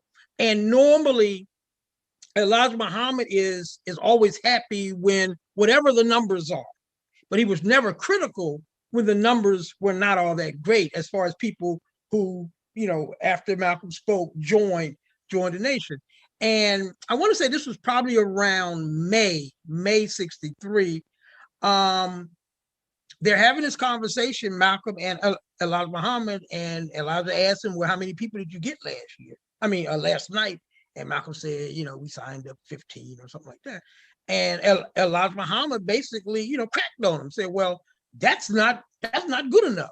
Well, I view that as an indication of a much larger challenge that was going on in their relationship. It was deteriorating. And I think once, I think 63, and here's the thing, 63 at the same time was also the year that Malcolm really was pushing for a more political nation, because there was, a voter registration. He wanted some unity conferences between the nation and some of the civil rights leaders. It was like a lot of things that Malcolm was pushing, and Elijah Muhammad began to resist, and it's going to reach the point by the time you're in the fall of 1963, for the most part, very little love coming to Malcolm from Elijah Muhammad from an administrative standpoint, and certainly from a political standpoint. Your book, you note that one of the clear indications of a real problem that Malcolm was having with the messenger was when he wanted to sit down Joseph in the Harlem Temple number 7, Joseph being in charge of the fruit and hardhead. And always, you point out in your book, the fruit was separate in chain of command from the minister in charge of a mosque. So you point out that indicated a problem right there. It really did. And if I could just add something to it, what's really significant about the whole Joseph thing is that, remember, Joseph was the regional captain on the East Coast. So, a title that Elijah Muhammad had ultimately given him, which meant that he had an even larger role to play than he had like the year before or so. And so there was always this power, this kind of underlining power struggle between Malcolm and Joseph, because there was no love lost, as we, all agree, no love lost between Malcolm and Joseph. And so this was kind of like a litmus test, between who has the influence. Is it Malcolm or is it Joseph? Well, a year before, 2 years before, it would have easily have been Malcolm. But at this stage of the game, because of the deterioration of their relationship, Elijah Muhammad went with Joseph. And I think that the larger picture was that Elijah Muhammad was basically saying that he was tying his hands with Malcolm. He was tired of Malcolm. And then everything that happened after that was just icing on the cake. The Kennedy assassination and all those types of things, was just basically, just icing on the cake. The deterioration had already taken place. And then at that stage of the game, Elijah Muhammad was just looking for an excuse. You quote in your book some thought on other thinkers who are talking about the conservative nature of the Nation of Islam as it became more successful, and then what Malcolm represented within that. You want to go into that? Yeah, well, actually, I think Karanger gave a very good analysis of that, and his general thesis was that there was a power struggle, by the early 60s within the Nation of Islam, and the radical wing was led by Malcolm, and the conservative wing was basically led by Elijah Muhammad's family, and the national leadership, which was Elijah Muhammad's family, with the exception of John Ali. And that, so they're having this power struggle. Malcolm leading the more radical wing. They want to make the nation more serious. They want the nation to be more active. They want the nation to be a force in our struggle. And they're using race. They want to put the emphasis on race. But then you got the conservative wing, who have gotten fat and rich and wealthy. They all got Cadillacs. They all live in mansions. They don't need, in other words, they got a good thing going on here. And the stuff that Malcolm is talking about would disrupt that. It would create problems. And all that money that they got coming in as family members and all that, that would be problematic. And I think in the end, you got Elijah Muhammad was basically in the middle. Both the radical wing and the conservative wing are vying for Elijah Muhammad's attention. And he has to make a choice. And then I don't think it was a difficult choice, to be honest. But in the end, he chose the conservative wing. And that didn't leave Malcolm and some of the, people that were kind of like under his orbit. That didn't leave them with, many avenues to go. It was kind of like that was, in many ways, that was also indicative that Malcolm technically had taken the nation as far as he could pretty much take it. Yeah, and what you're quoting there, that Karinga talks about is the iron law of oligarchy. The more conservative, the more successful a group gets, too often the more conservative it gets. And the irony is that Malcolm took a nation that was broke to 75 million in assets and himself denied any kind of material comfort at all. And this would be the thing that would turn on him. But it kind of reminds you of what happens in nations as well. I mean, this is the same kind of politics that goes on, It really is. One other source that we want to add to this, C. Eric Lincoln, published his book, The Black Muslims in America.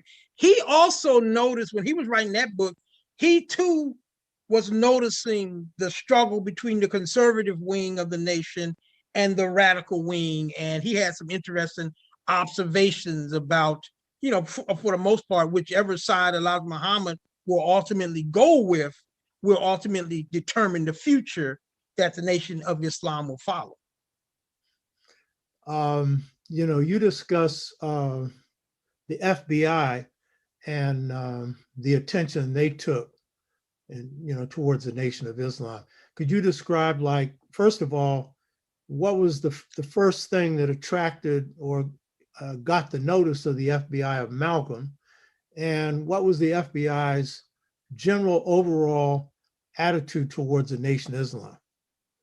Okay, well, what caught Malcolm's attention as far as the FBI is concerned is that in 1950, he wrote a letter. And remember, they were looking at all of the mail that were leaving, to and from prisons. And in 1950, in this letter, he was writing to like a relative or somebody.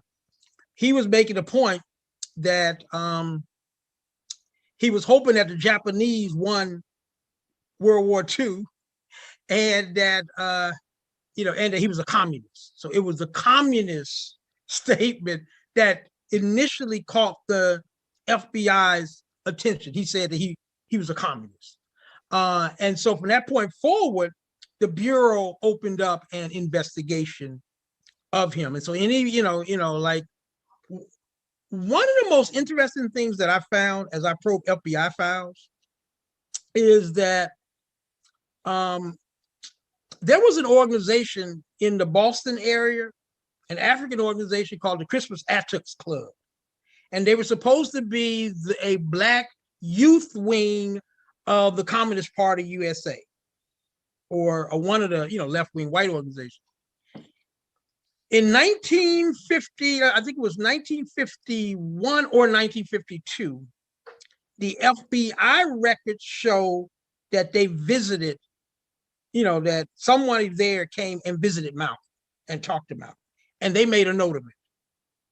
Well, a few years later, when Malcolm is interviewed by the FBI, they ask him about that visit. Like they had the letter, so they mentioned the letter, and he said, yeah, I remember writing a letter type of thing.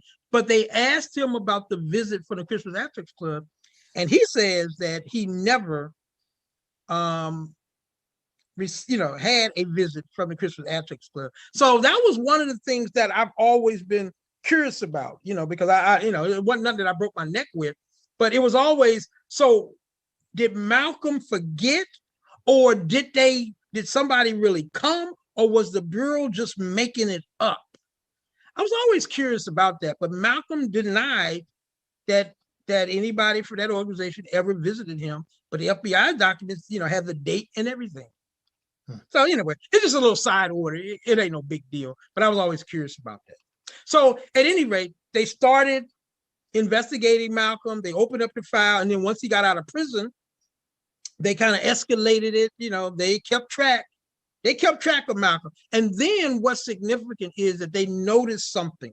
As Malcolm began organizing and fishing, for the nation, in Detroit, and then ultimately Elijah Muhammad is going to send him to other places and stuff. The Bureau began to take note of the fact that Malcolm had the ability to draw people toward him.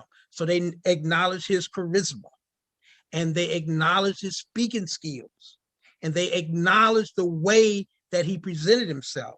And you can see in his FBI documents that they became much more concerned about mine. This is early on. They became much more concerned about the threat that Malcolm posed because of his speaking skills, because of his articulation, because of his ability to draw people toward his personality, because that made him even more of a threat to the FBI. In terms of the FBI's attitude towards the Nation of Islam, what was their general view of the nation and their approach to the nation? Right. Well, it's interesting. Early on, what the FBI basically saw in the nation, if you look at the files and stuff, they viewed it as a Black supremacist organization. B, they viewed it as a Black organization that hated white people. So basically, they labeled the nation as a hate group, as an anti-white hate group. So that was the initial draw to them. And so I guess in the eyes of the FBI, they were an enemy because they were not one of those groups that loved white folks and stuff. But what's interesting is that the documents also indicate that they wasn't particularly taking the nation real seriously until the 50s.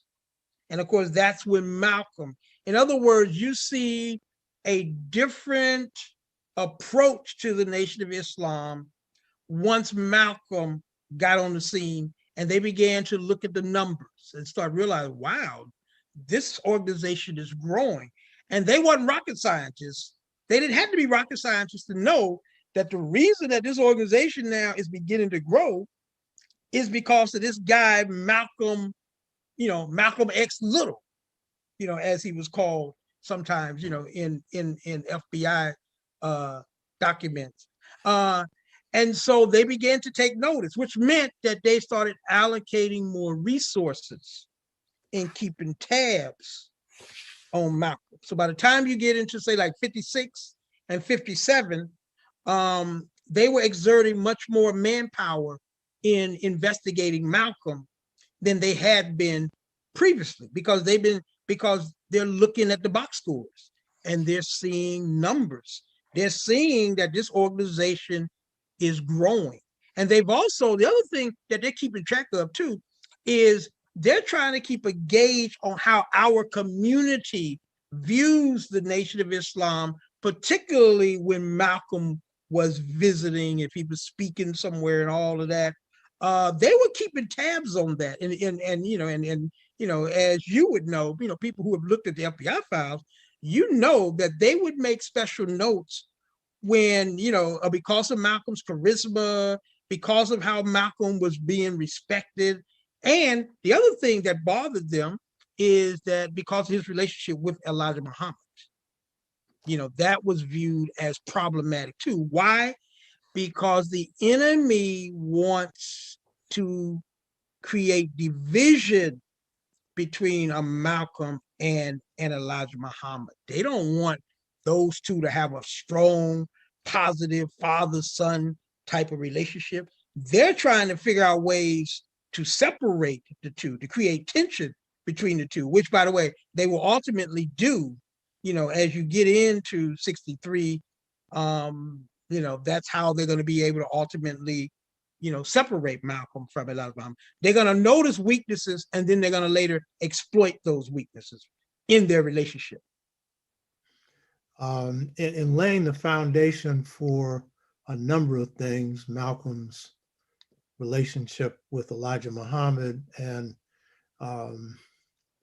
removal, we'll come to that. You look at the overall approach of the intelligence agencies, and particularly looking at how U.S. intelligence agencies deal with enemies as a kind of a footprint to give you an idea of what was coming. What are some of those things, because you were looking at the international arena, what are some of those things that represent a footprint for how America approached enemies? Yeah, well, it had different levels. So why don't we just start with the top? The United States, starting after, the CIA was created in 1947 with the National Security Act. And within the first, by the second year in 1949 was the first evidence we had. No, but actually, technically, we could actually go back to 1943. 1943 was the first official sanctioned assassination by the United States. And of course, that was during World War II. So it's kind of like a different fabric to it. But Yamamoto was a rear admiral for the Japanese, Royal Fleet. And this was the guy who he was Harvard educated, but he planned Pearl Harbor. And he was considered to be the most prominent, the most skilled military commander in the Japanese, Navy and, Army as well, but he was in the Navy. So what happened was in 1943, the United States government intercepted. They had cracked the Japanese code without the Japanese knowing it. And so they had intercepted a dispatch which said that Yamamoto was going to be visiting a Japanese fleet near the Solomon Islands. So they dispatched like 18 bombers. And they had one goal and one goal only: to intercept Yamamoto's escort and kill him. And, this was signed off by Roosevelt, who's the president at the time, and the Secretary of Defense. So they signed off on. Anyway, make a long story short, Yamamoto was killed.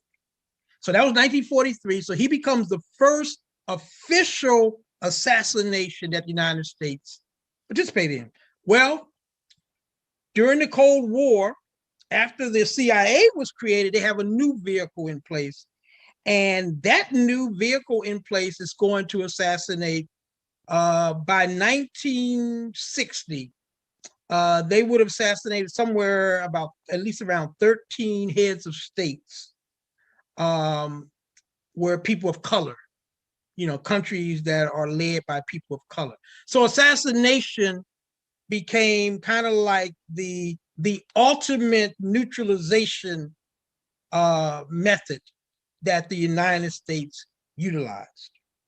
But there were two other major ones outside of assassination that they also like to use. Imprisonment was an important one. And then basically exiling somebody, getting somebody removed, kicked out somewhere. And so those were three of the majors that I talk about. But of course, that's looking at the much broader picture. Where we need to be concerned about as well, and this also played out in Malcolm's case, was the various tactics that the enemy utilized, that is, the intelligence community utilized when they went after political enemies, which is what Malcolm X was. And there, we bring in, what they call counterintelligence techniques and tactics, as well as counterintelligence operations. Now, people get confused by this, and let me kind of clear it up. When people talk about COINTELPRO, the counterintelligence program, many of them, they think about the 1960s. And they particularly think about the Black Hate one that Hoover authorized that August 25th, 1967, 2 years after Malcolm had been killed. But here's the 2.5 years actually. But here's the thing: the tactics that were used in the 67 COINTELPRO that gets all the play were already being used by the FBI, technically going all the way back to the Garvey movement.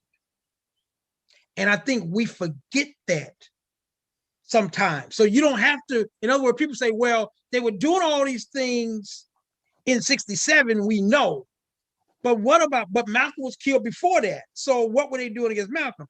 It was the same damn tactics that they were using. And in fact, look at it from this standpoint. The first official COINTELPRO was 1956. That was against the Communist Party USA. The next one was 1961, and that was the Socialist Workers' Party. The one after that was 1964, and that was the White Hate Klan COINTELPRO. The next one was the Black Nationalist one that gets all the play. That was 67. And then the final one was 1968, and that was against the New Left. But the point that we want to be sensitive to is that the Bureau, every tactic that you saw them using in those other COINTELPROs, they were already using against organizations like the Nation of Islam, along with the Klan and the Socialist Workers' Party and the Communist Party and the so-called New Left. And of course, the Black Nationalists. So let's get into the Nation of Islam, the FBI's role in terms of the relationship of Malcolm and Elijah Muhammad, and some of the role that they played in terms of trying to create or actually creating or extending rifts that were already there or helping to create them. Right. Well, one of the things that we just want to keep in mind is that when the FBI was doing their disruption program, and that's the term that they like to use instead of COINTELPRO, they would use the term disruption.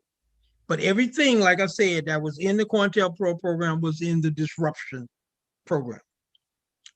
What the FBI did is that they calculated by 62, 63. And what they determined was that there's only one way to create division within the ranks of the Nation of Islam, and that is you have to separate Malcolm and Elijah Muhammad. In fact, if I can, I want to read something, a very important document that I was able to come across when I was doing my research. Because what they do in this particular document, it's the March 1963 document. It was the March 10th document. And what they're basically doing is the FBI is telling you how they're going to separate Malcolm from Elijah Muhammad. And let me kind of like set the stage for it. This was in 1963, and they had just had the Savior's Day that year in Chicago. So Malcolm is in Chicago, and he stays a little bit, extra to get some stuff done. Because remember, the Chicago mosque was a mess, and that was Elijah Muhammad, in the backyard. And Malcolm's philosophy was that mosque should be the most organized, the most disciplined, the most, the best running of all the mosques. And so that created a problem right there, because think about the message that that's sent into Elijah Muhammad. Malcolm thinking that, this mosque should be better than everybody else, but it's not. So why is it? Well, because Elijah Muhammad apparently ain't doing something.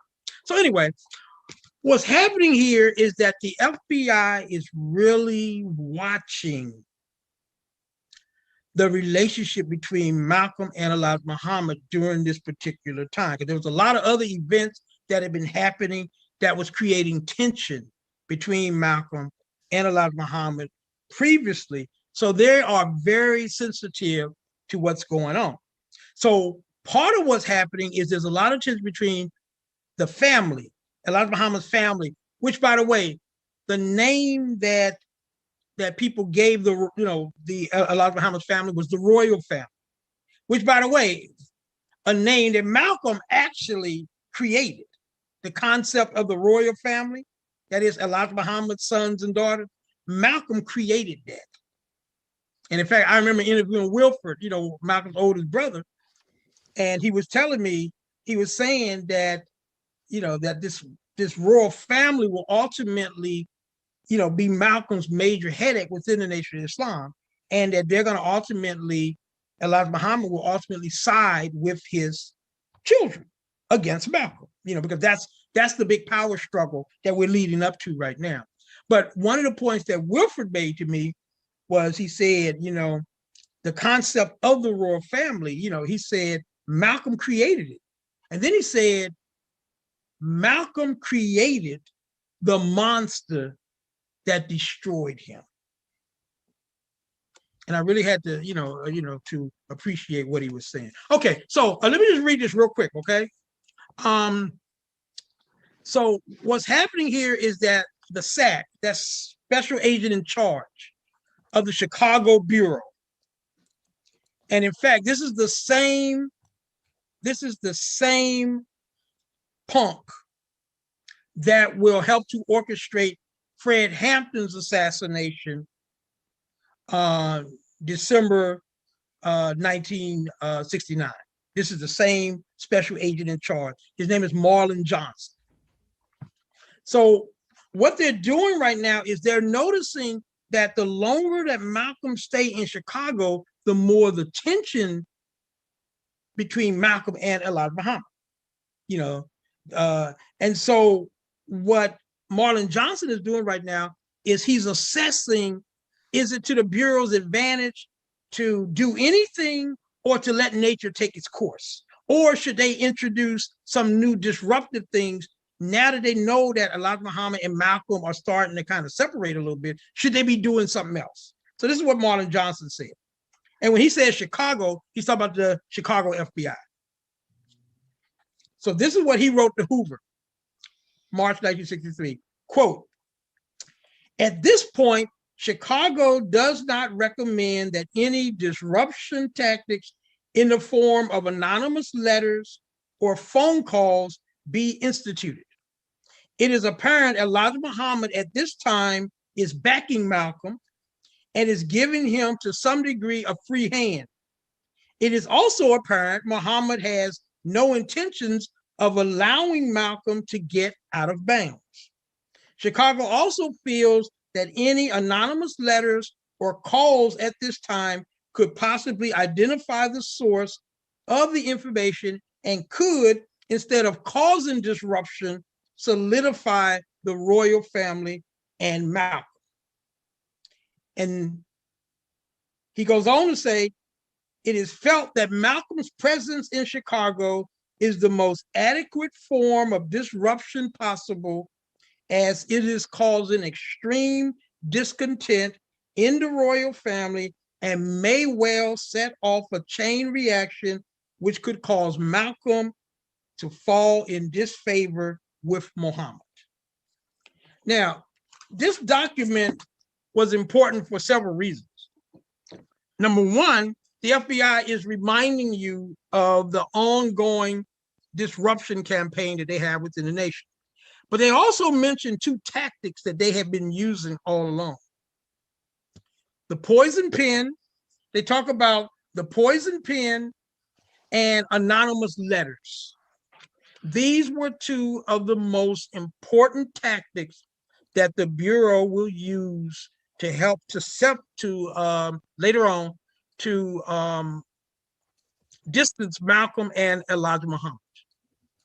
And so the Bureau is talking very boldly and letting people know. And remember, this is really just between the Chicago headquarters, SAC, and Hoover. But they're letting you know that the key to their program is to separate, using all types of crooked things and tactics, counterintelligence techniques, to separate Malcolm and Elijah Muhammad. That's what the game plan is. And by the end of 1963, they're going to see the fruits of their labor. Now, you make the point that one of the things that they let play out and also encourage was the conflicts within what Malcolm had defined as the royal family and the conflicts coming from them against Malcolm. You want to go into that a little bit? Yeah. Remember, the tension between Malcolm and the royal family is a natural tension. And the reason that I use the word a natural tension is because just look at the reality. The reality is that Elijah Muhammad is not going to be there forever. And somebody's going to have to take over. And going all the way back to the, to the late 50s, early 60s, it was thought that it would either be Malcolm or it would be a member of the royal family. In most cases, it would have, Elijah Muhammad would have liked Ethel, his daughter, who is also the supreme captain of the, women's, of the MGT, the women's, civilization program. She would have been his choice among his children if only she was a male. But because of the paternalism of the nation, it was either going to have to be Raymond Sharif, her husband, who's Elijah Muhammad's, son-in-law, or Wallace, who Elijah Muhammad was always leaning toward, and also possible Junior, Elijah Muhammad Jr. Those were basically the major, and possibly if he went outside the family, it would have been John Ali. So these were always the people that were part of the whole secession thesis. And so what we're seeing happening here is part of the conflict between Malcolm and the royal family revolves around the question, who will take over for the old man when he dies? And of course, the royal family's thing was, as long as it's one of them, they're good, but they don't want it to be Malcolm. So that's what's going to create this natural tension between Malcolm and the royal family. And what they all agree upon is that it shouldn't be Malcolm. So how does this play out? Any opportunity from around 61 on, any opportunity that the royal family had to complain about Malcolm to Elijah Muhammad, they're going to do it. And of course, Elijah Muhammad complicated things more because he would say stuff to the family, y'all just jealous of Malcolm. Malcolm works harder than anybody else. Y'all just jealous. Malcolm loves me and this organization more than all of y'all. And so Elijah Muhammad kind of like in the middle, kind of egging it on and playing the two sides and stuff. All of this creates a problem. So what's the Bureau doing? They're studying all of this. How are they studying it? Using different concepts. They have bugged Elijah Muhammad's headquarters. They have bugged Elijah Muhammad's home. They have bugged Malcolm's home. They have bugged the national headquarters of the Nation of Islam. And they have bugged the individual homes of royal family members. Now, why is this important? Because they're hearing everything that's being said in private about Malcolm, about what Malcolm is saying about the royal family and what the royal family is saying about Malcolm. They're hearing all of this. And what they're doing as counterintelligence operators is they're taking notes. Anytime they hear Elijah Muhammad react to something said about Malcolm in a negative light, they're making notes on it, and they're looking and they're measuring the reaction. And if it's a real rise, then they make a note and say, we're going to exploit this. You know, what did they say? Well, they were talking about how, like there was this one time in which they're like listening to Elijah Muhammad is talking to one of his children. And what was basically said was this. They said, and this is the children talking now, so we don't know how credible this was, but what it was is that Malcolm was talking to some of the family members, and they were saying that Malcolm had made a statement that no serious African person stays in a white neighborhood, something like that, right? And so one of the family members says to Malcolm, and this is them telling it, okay, says to Malcolm, well, the Honorable Elijah Muhammad stays in a white neighborhood. And they claimed when they talked to Elijah Muhammad that Malcolm said something to the degree, well, that's my point. And so they went and they told Elijah Muhammad, and the FBI got this, on their bugs and stuff. And so what the Bureau's thing for that point would say, we need to do some bad jacketing. Bad jacketing is the spreading of false rumors. So what they would basically do is, from that point, the Bureau would then, and remember, the Bureau has several informants and also agent provocateurs within the Nation of Islam. So what do? They go to their agent provocateurs or to their informants, and they say, we have a rumor that we want you to start circulating. What's the rumor? We want you to circulate that Malcolm has been critical of Elijah Muhammad's, where Elijah Muhammad lives. He lives in a neighborhood that has white people in it. So start circulating that. Because what are they hoping for? They're hoping that based on Elijah Muhammad's previous reaction, that when he hears this again, then his thing is going to be, Malcolm must have said it, and how dare Malcolm go there talking behind my back like that. That's how counterintelligence worked. They find something, they exploit it to the maximum degree, and then what they're doing is they are relying on the targets, in this case, Malcolm and Elijah Muhammad, to react the way that they want them to react. So they want Elijah Muhammad to respond in a negative way whenever something like this comes up. And what's it going to do? It's going to create more distance between Malcolm and Elijah Muhammad. And that's how counterintelligence is supposed to work.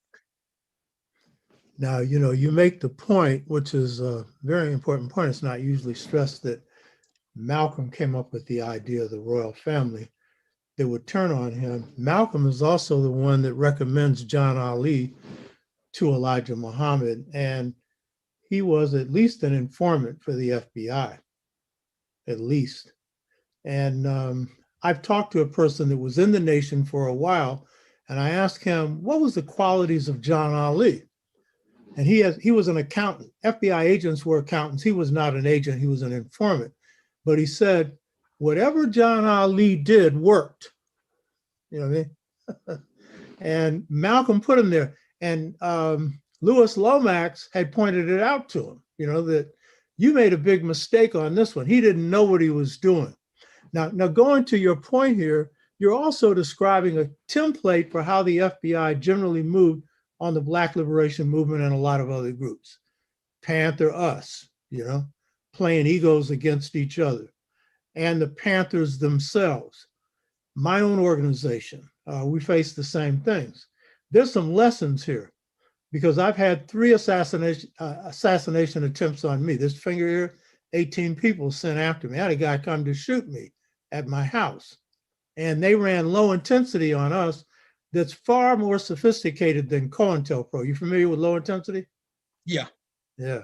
Yeah. But you can beat this. This is the side I want to drop in here. You can beat it. If Malcolm had an organization like him, that stuff wouldn't have worked. You know, yeah, they could come and shoot you if they want to try, but the playing of weaknesses, we all have weaknesses, but if you have a disciplined core and, you've got some smart people and you have a security section that's doing their own counter work, counterinsurgency work, but basically your leadership is basically clean because the FBI was playing on weaknesses in the nation, weaknesses of the messenger, especially.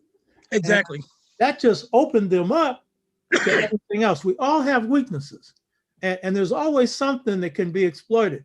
But if you handle these weaknesses so they're not major, then it's very hard for these things to work. Us and Panthers had the egos been under control, that would have been a big part of it, And there were certain people in the Panthers, for example, Bunchy Carter, who was trying to resolve stuff. He was killed. You know what I mean? So, we're going into this, but it's important that people get the idea. This doesn't always have to work. Castro avoided 400 assassination attempts. You know what I mean? For a lot of reasons. And of course, we're not in our own island away from the US, but as you pointed out, they got their reach.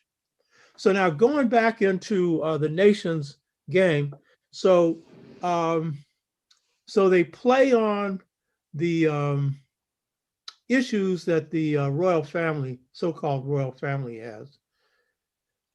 And this leads to Malcolm's expulsion. In your book, you said this was pretty much coming. You say chickens come home to roost. That was the excuse. You want to explain that? Yeah. If you look at it, and I try to chronicle it in my book, 1963, you see the deterioration of the relationship, in part because the FBI is busy and doing what they do, but also because, the Elijah Muhammad is open to the tactics. In other words, the tactics work because of how Elijah Muhammad reacts to it and because of how the nation reacts, the national leadership, and to some degree, the way that Malcolm reacts to it. Without their reactions, the Bureau could not have been able to have gotten, where they, where they were. But let me just give you just a couple things about how the FBI counterintelligence program worked. In May 1963, Elijah Muhammad is staying in the Phoenix mansion. And it's him and it's like one other person there who's supposed to be helping him. And the Bureau, of course, have all of his, conversations, being bugged and recorded. So Elijah Muhammad's sick. He was throwing up blood. He was in pain. And there was really nobody there to really help him. So he's talking on the phone to, I think it was one of the kids. And he says to them, I'm in pain. I'm throwing up blood. I feel like I'm going to die. I just want to kill myself. So he says that to one of his faithfuls.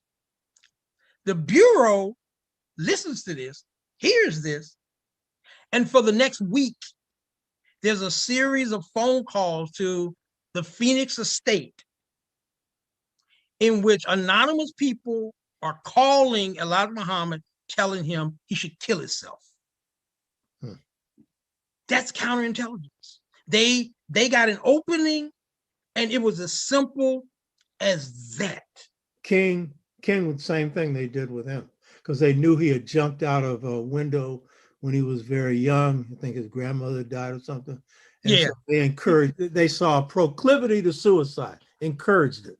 Yeah. Right. And so that's why in October 1964, when he was in, Oslo to receive the Nobel Peace Prize, 34 days before that, William Sullivan, who's the number 3 person at the FBI and the person who's in charge of the domestic intelligence division, he sends a poison pen letter to to King, telling him that he had 34 days to kill himself. Otherwise, they're going to release, some information about his sex life and stuff like that. But yeah, that's how it works. So, and it's been effective. It's been effective for, it was effective for a long time. yeah, and as you say, had they not fallen for it, it wouldn't have been effective. And so, yeah, and of course, it's playing on human frailties. Yeah. So if your frailties are great, then it's like you're driving a Mack truck through it. You're almost asking for it, So Malcolm is removed from the nation for allegedly saying chickens come home to roost, but you're showing all the different things that are leading up to that, and it was going to be one thing or the other anyway. What does the FBI then do? And what role is the nation playing when Malcolm's under suspension? Right. Okay. Yeah. Once the Bureau really went to work then, and one of the things that they're going to use is they're going to basically launch a two major campaigns against Malcolm during the suspension. One was a newspaper campaign, and what that was is that the Bureau has a stable of journalists known as certified friends, and whenever the Bureau want to influence public opinion, they go. These are basically journalists, legitimate reporters who are on the FBI payroll, and whenever the FBI wanted an article or an editorial or something written about, to promote a certain idea, they go to these certified friends and they tell them, this is what we need you to say. This is what we want you to say. And then these people, they're on the FBI payroll, they will basically follow it and stuff. So the FBI is going to launch a newspaper campaign because they know the newspapers that Elijah Muhammad reads, that Malcolm reads. And so they're going to put articles in those newspapers. And these are basically just articles that are designed to simply create more schism between Malcolm and Elijah Muhammad. And I'll just give you some general ideas of what the articles would normally say. Normally, they would take a side. Either they would take a side and be on Malcolm's side, or they would be on Elijah Muhammad's side. If they were on Malcolm's side, they would say something like, well, all Malcolm did was tell the truth. Kennedy was a devil. But if they were on Elijah Muhammad's side, they would say, Malcolm is a publicity hound. And by the way, where did they get that from? They got that from Elijah Muhammad. Elijah Muhammad was talking to somebody one time, this was like a couple years before, and he made a statement that basically says, Malcolm loves the cameras too much. Malcolm loves to be in the press too much. And so any opportunity that the FBI would get to kind of inflame that, to crack, basically utilize that, they would basically do it. And they're going to, by the way, do that a lot during the suspension period. The other thing that they would use was letters. They would use the mails. Sometimes it was a poison pen letter in which somebody is writing as an anonymous person. And then they would cover all of the points that the FBI wanted covered. I have one or two in my book of poison pen letters. And basically, it's almost like a template, to use your word. It's like a template, because what they would do is, in those letters, they would put all the stuff that they knew Elijah Muhammad or Malcolm had reacted to in a negative way previously. And it was like you could just check off the boxes. They knew that they didn't like this. They knew that they didn't like that. They knew the letter. And they would make sure it's all in that letter. It's like one call does it all. So these were, and then there was a third approach that they would use, would be the bad jacketing. And, that's when they basically would spread false rumors. The Bureau would create a rumor that they knew would piss off Elijah Muhammad or piss off the royal family or piss off Malcolm, and then they would get their informants inside the nation to exploit, to basically spread it. Have you heard what the minister said this about Elijah Muhammad? Are you serious? Yeah. And, we know how that works. Once you start to, spread that seed, it just goes around and around, and it creates more tension between the people who are involved in it. Now, you show once that Malcolm was suspended initially, that Elijah's in contradictory positions in relationship to Malcolm. And then the FBI is trying to respond to that.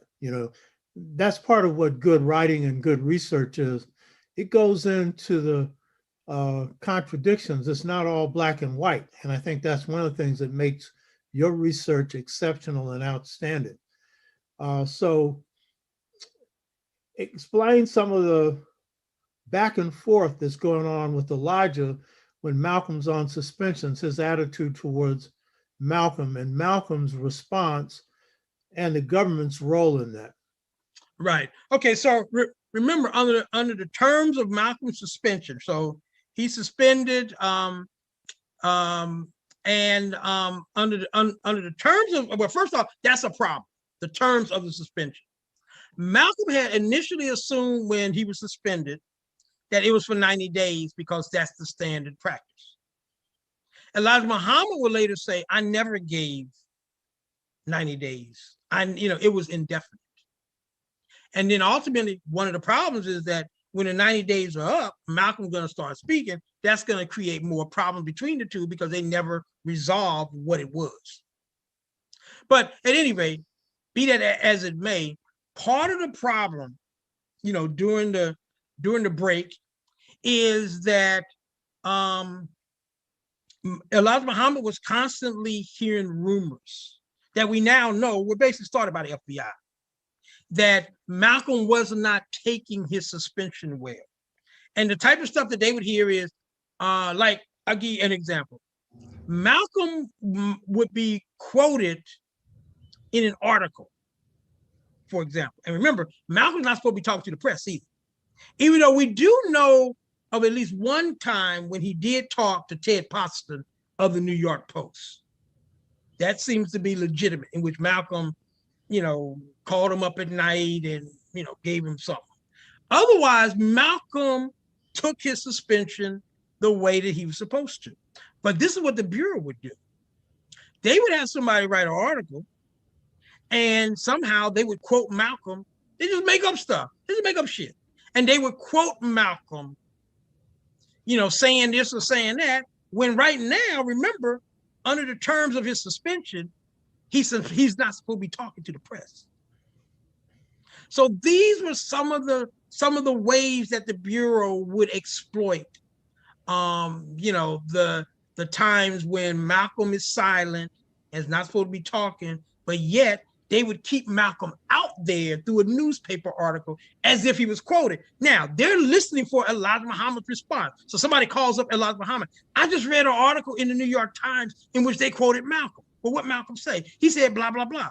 And Elijah Muhammad would react by saying that's another strike against him. No analysis, no investigation. He could have got on the phone and even called up Malcolm and said, you were quoted in the New York Times. Was that you or not? None of that happened very much during the suspension. And that, of course, the Bureau is booking on that. Because remember this, one of the best ways to neutralize the enemy when they're using poison pens in the media and all these little tactics that they like to use. And this is, by the way, this is what, there's a good example of this took place when the enemy was trying to create a war between the Peace Stone Nation led by Jeff Fort and Fred Hampton in Chicago. They had, circulated these things and put out these things, and the Panthers had put a hit out on you, Jeff Fort. Ford is saying, no, I'm going to put out a hit on them if they did it. Blah, blah, blah, blah. What did Fred Hampton and Jeff Fort do? They had a conversation. Because see, the enemy is hoping that the blood is so bad between the people that they won't do a simple thing like, hey, let's set up a meeting because, hey, I just heard that you put out a hit on me and we need to talk about that. Huh? I ain't putting no hit on, well, we need to talk about it. That's how you neutralize it. But see, the enemy is booking on the fact that because the blood is bad and we're going to buy whatever the Bureau has put out there, then we're not going to do that. And of course, that was also a problem with Malcolm and Elijah Muhammad. There was very little communication. But check this out. When there was communication, remember when I read that March the 10th quotation FBI file, when they were trying to do some communication, then the Bureau would do things like they would intercept letters between the two men. Or in some cases, when they say poison pen, that means that they would basically snatch a letter and then send another letter in its place that says the things that the Bureau wants them to say. So we got all of this going on during that suspension period that's going to create more friction between Malcolm and Elijah Muhammad. So all of this is happening, and then finally Malcolm decides that he's out, and he begins to make moves of his own. Because I want to get back into the assassination, but what are some of the things that Malcolm is doing in this interim period once he's severed from the nation? What are some of the principal objectives that he has, and how's that viewed by both the nation and the FBI? Right. Let me deal with the FBI first. Malcolm outside the nation is problematic for the FBI because now they realize that without Elijah Muhammad's constraints, they're fearing now that they're going to be able to see the full range of Malcolm's creativity. And because remember, Elijah Muhammad, as much as anything, was able to basically restrain Malcolm because of his philosophy and his ideals and what he wanted the nation to be about. I'm talking about Elijah Muhammad. So he restrained Malcolm. The FBI is much more concerned when Malcolm is outside of the nation than they were when he was inside the nation, because those filters are not there. So Malcolm is free to be as creative as he wants to be without Elijah Muhammad saying you can't do that and stuff. So that's one thing. But some of the other things that we just want to keep in mind is that one of the advantages to Malcolm once he's out the nation is that he's putting himself in a position in which he can actualize some of his major differences with Elijah Muhammad. So Elijah Muhammad said that you can't be political. Well, Malcolm can now create a more political organization. Elijah Muhammad said he doesn't want to identify with foreign nations, African nations, or anybody else. Well, Malcolm can now create an organization that can identify with African nations.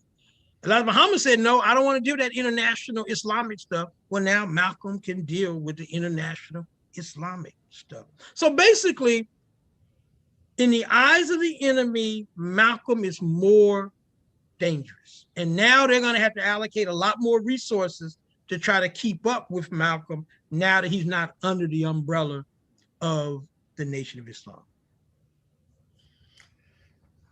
And what's the nation's view of this at this point?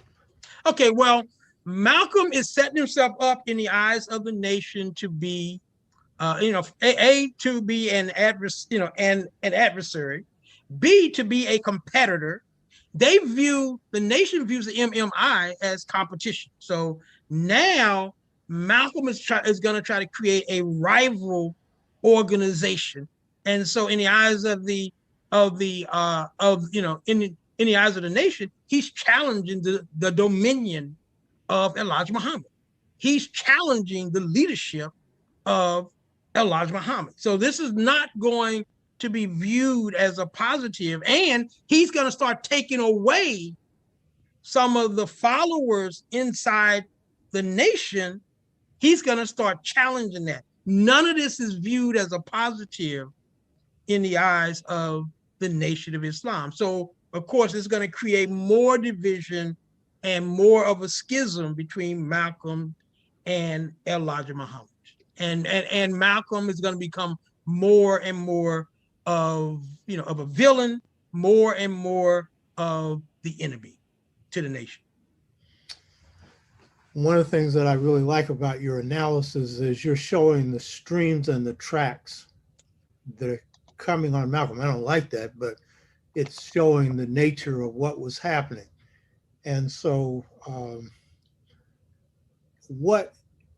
what's the Nation of Islam's motives? Because we're looking at the assassination of Malcolm X. What are their motives, and what action is coming from them to indicate that those motives are being carried out? Yeah, well, when you bring in a nation, something that we really haven't talked about, we got to talk about the babies. Because the babies is going to be a major vehicle that's going to be used by the FBI, and it's going to be used by Malcolm in this whole in the tension between Malcolm and the national leadership, between Malcolm and Elijah Muhammad. And of course, the babies thing is that Malcolm had discovered, he had heard rumors earlier, but then by 1963, and then and then even after he was out, he even interviewed some of the women. He realized that Elijah Muhammad had not only had affairs with teenagers, but he had impregnated several of them, and that they had children by him, and sometimes multiple children. And by the way, what's not talked about very much is that one of the women had been someone that Malcolm had wanted to marry. And Elijah Muhammad never gave his blessings for this is pre-Betty, and Elijah Muhammad never gave his blessings for him. And then Malcolm later finds out that it was because he had Elijah Muhammad had his own eyes on this woman. And so these are there's speculation that Malcolm really loved this woman, yeah, and that long after his death, she was at his graveyard for years, Yeah. So this wasn't just another woman. This was probably the woman for Malcolm. Yeah, and if you think about it, from Malcolm's standpoint, that's like the ultimate betrayal. And so there is going to, and this point is important. What it means is that there is going to be bad blood on both sides of the track. It's just not the nation having bad blood at Malcolm. Malcolm has his own axis to grind. So we do want to, that point is important, in this discussion. And so ultimately, the Bureau in some ways is not going to have to do a whole lot of work. They are, but they're not going to have to do a lot of work once Malcolm is out of the nation. Why? Because in many ways, the natural tension that has always been there is simply going to start playing its most, it's going to run its most natural course. But the Bureau will still be in the background, doing their poison pen letters, planting their newspapers, spreading, spreading, false rumors and things like that. So they're still going to be on the case. But my point is that Malcolm and Elijah are going to make some of the same mistakes that other groups that were, victimized by COINTELPRO are going to make, after them. And of course, these are some of the lessons that we need to learn as African peoples and stuff. And what were a few of those mistakes, particularly leading up to Malcolm's assassination? Well, to start with, and I want to look at it from Malcolm's standpoint, first. Security. Security was a major issue for Malcolm. He was surrounded by people, who may have had his best interests at heart. Some of them may not have. I raised questions like that in my book, but most of them clearly did. But Malcolm needed security people. He needed people with skills. He needed people who would have his back.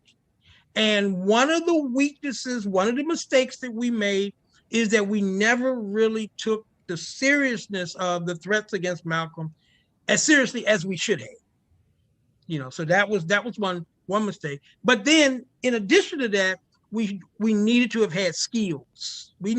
Malcolm needed to have been around people who are not there for the show, but people who got skills, people who can handle weapons, people who know, the techniques and the mechanics of self-defense, of being on the offensive if you need to, of basically throwing yourself between a bullet, meant for Malcolm. Malcolm needed all of that. And, when push came to shove, he didn't have it, so that was a major problem. As far as the nation is concerned, the way that they looked at all of this is that when Malcolm made the babies public, that was in June 1964, then as far as the nation was concerned, who, by the way, had already attempted, by Malcolm's own account, there were already several attempts on his life even before June 1964. But the point is that once Malcolm, started talking about the babies and he went public with it, first on the radio, then in an interview, and, mentioned it here and there in some of his speeches and stuff like that, then all bets were off as far as the nation is concerned. And at that stage, the FBI could have just packed up all of its bags and, and Malcolm's assassination was inevitable. Yeah, and you give a lot of reasoning for why Malcolm exposed the babies, and he had to protect himself and a whole lot of other stuff. But there's a flaw that Malcolm had, and I'm not blaming him for this because, as you point out, in the suspension period, he pretty much stuck to the requirements. He pretty much followed the rules. He wanted to come back. How long he would have stayed in the nation after he saw his idol fall, Elijah Muhammad, that's a whole nother question. How long could his stomach stay in? But this whole thing around the babies and also contesting the house, which should have been his, but he never put it in his name. One of Malcolm's big weaknesses is he was very good at listening to the public, very good listener. But in private, it was very hard for him to take advice. I think he took a lot of advice from the messenger, but it went against his own weaknesses. And I think chickens come home to roost was also part of Malcolm's nature. You know what I mean? To say what you really wanted to say. So anyone in the nation would tell you, Malcolm don't listen. Inside, personal, public, yes. And so that was a weakness. But as you point out, you really can't blame Malcolm for this. He's caught in a bind. He knows his life is being threatened. He knows there's attempts on his life and everything else. So it's not like he's saying something that will cause him to be killed. They were already making efforts to kill him, Right. So, I think there's that balance in the whole thing. So when it comes to the actual issue of the assassination, what's your conclusions on who did it? What sections in the nation, if it was a nation, what hand did the FBI have in it? What's your overall conclusions on that? Right. Well, what my research basically found is that the nation had organized several assassination teams that would meet periodically in their respective towns and talk about killing Malcolm. But by far the most serious was the Newark team.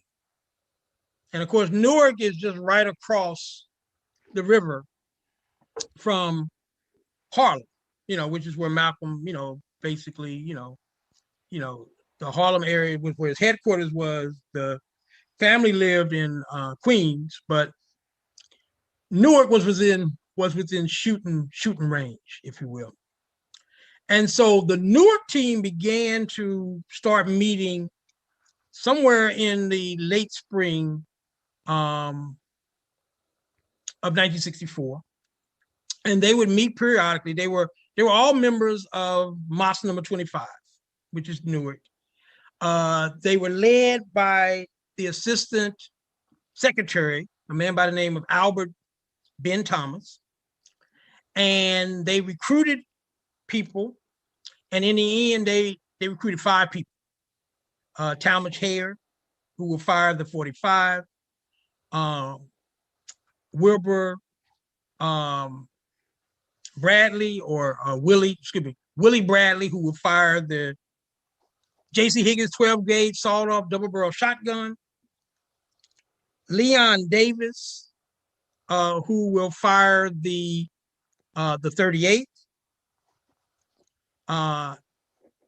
And a man by the name of Wilbur. We've had like different variations of his name, and we're still not really, clear on it.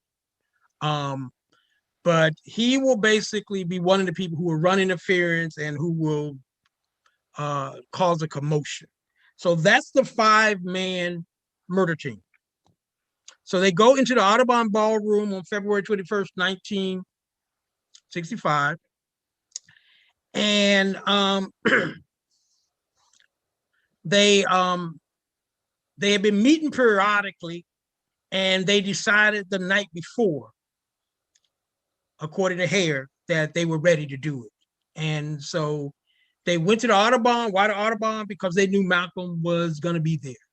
So that's how the Audubon enters the picture. And they wanted to send a message by killing Malcolm in front of his public. So all of that was, we know, for example, that Captain Joseph knew in advance, and that he sent one of the lieutenants, Linwood Cathcart, sent him to be his eyes and ears. Immediately after assassination, we know that Cathcart will make a phone call to Joseph. And how do we know that? Because Joseph was interviewed by Spike when they were working on the Malcolm X movie, and that's what Joseph said in the interview, that he was asked, when did you know about Malcolm's assassination? He said, I knew immediately after it happened. How did you know? Because we had people there, and they called me, and they gave me a blow by blow. And of course, in the end, the goal was just basically 3 men were going to shoot Malcolm, 2 were going to run interference and cause a commotion, and then they were just going to get out. And in the end, 4 of them got out. Hare was the only one who didn't get out. And he's going to be captured. The other 4 will ultimately melt into the crowd, and they're out, and none of them will ever, other than Hare, nobody else would do any time for Malcolm, who were part of the killing machine. None of them will ever be held accountable for Malcolm's assassination. Now, ultimately, what's going to happen is they're going to frame 2 innocent men. Butler and Johnson were well-known lieutenants in Mosque number 7, the Harlem Mosque. Both of them had reputations of being anti-Malcolm. And that's who the Bureau will ultimately finger and then drop them in the lap of the NYPD.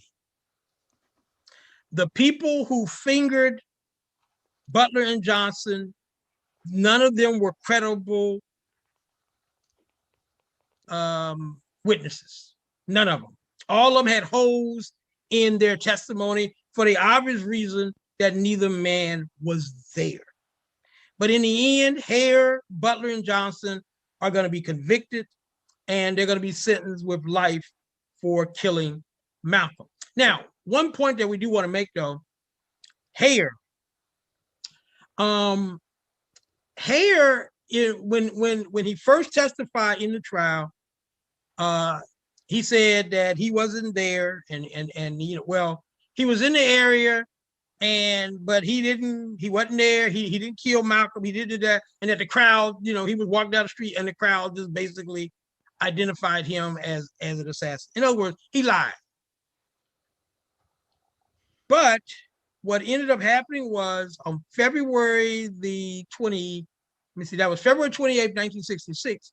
He retook the stand, admitted his own guilt, and said that Butler and Johnson were innocent.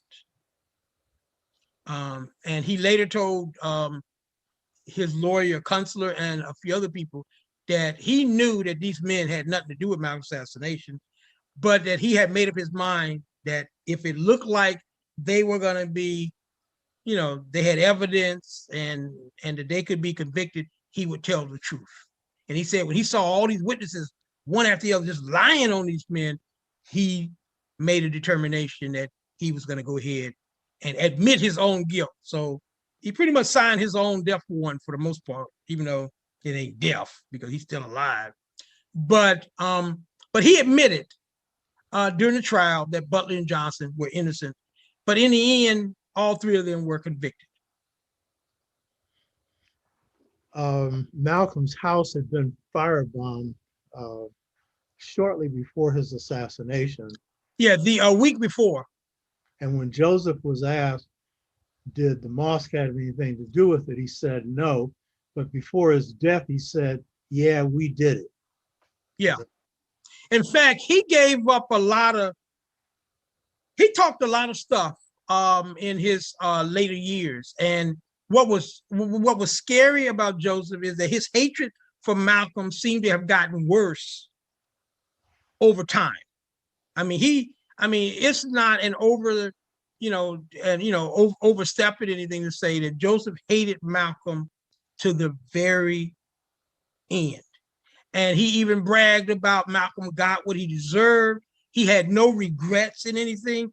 And for all practical purposes, he also said that the nation killed Malcolm. So he never really, in his later years, he never shied away from that. And that's why he was able to get that phone call. Wrapping up, what do you see as the overall impact of Malcolm's assassination on the Black liberation movement? How did it affect the movement itself? Well, Malcolm was the bridge in so many ways. He was the bridge between the Black liberation movement and the civil rights movement. He was the bridge between more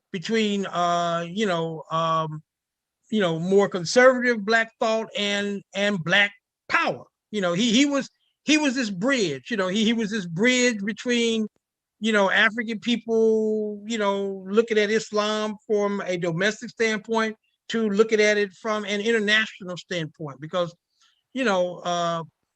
people from the continent who were Muslims, Malcolm is going to draw them too.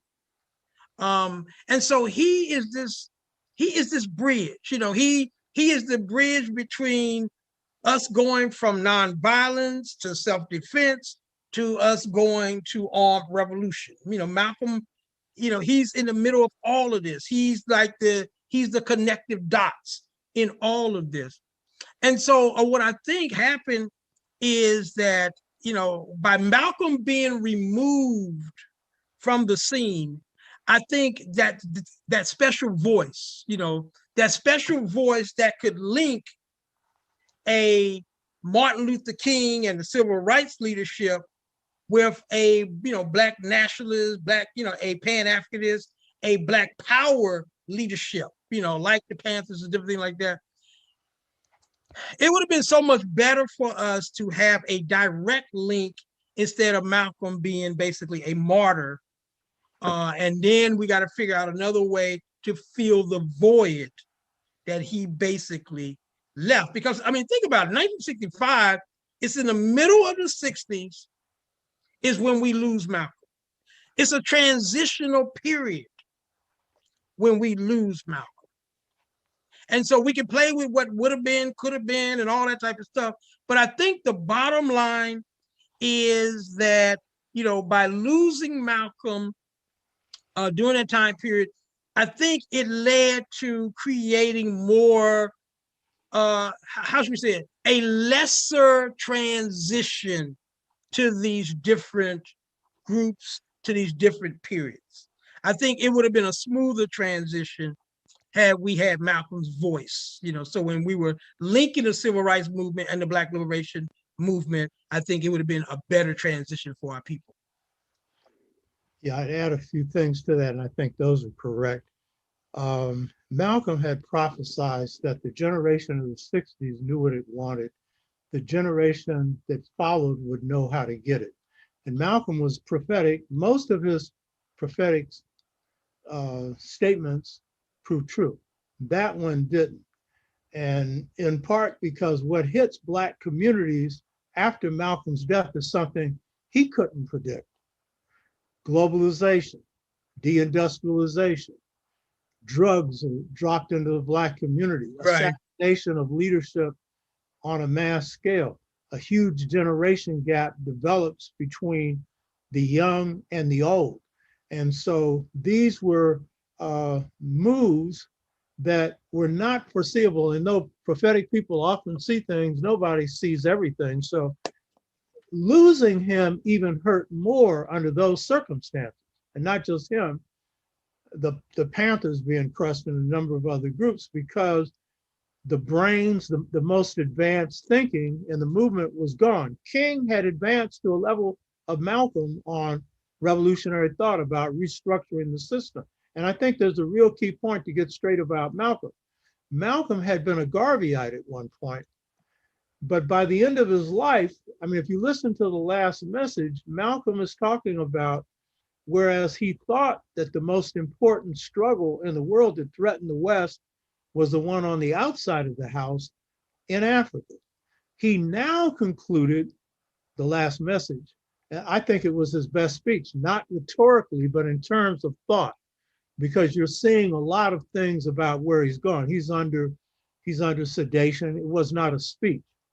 And he said, but he had come to realize it's the Africans inside the house that are the greatest threat.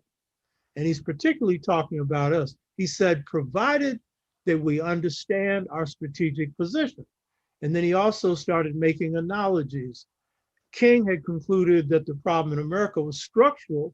Malcolm said, just as a chicken isn't designed to produce a duck egg, America's not designed to produce freedom. If a chicken could produce a duck egg, it'd be a revolutionary chicken.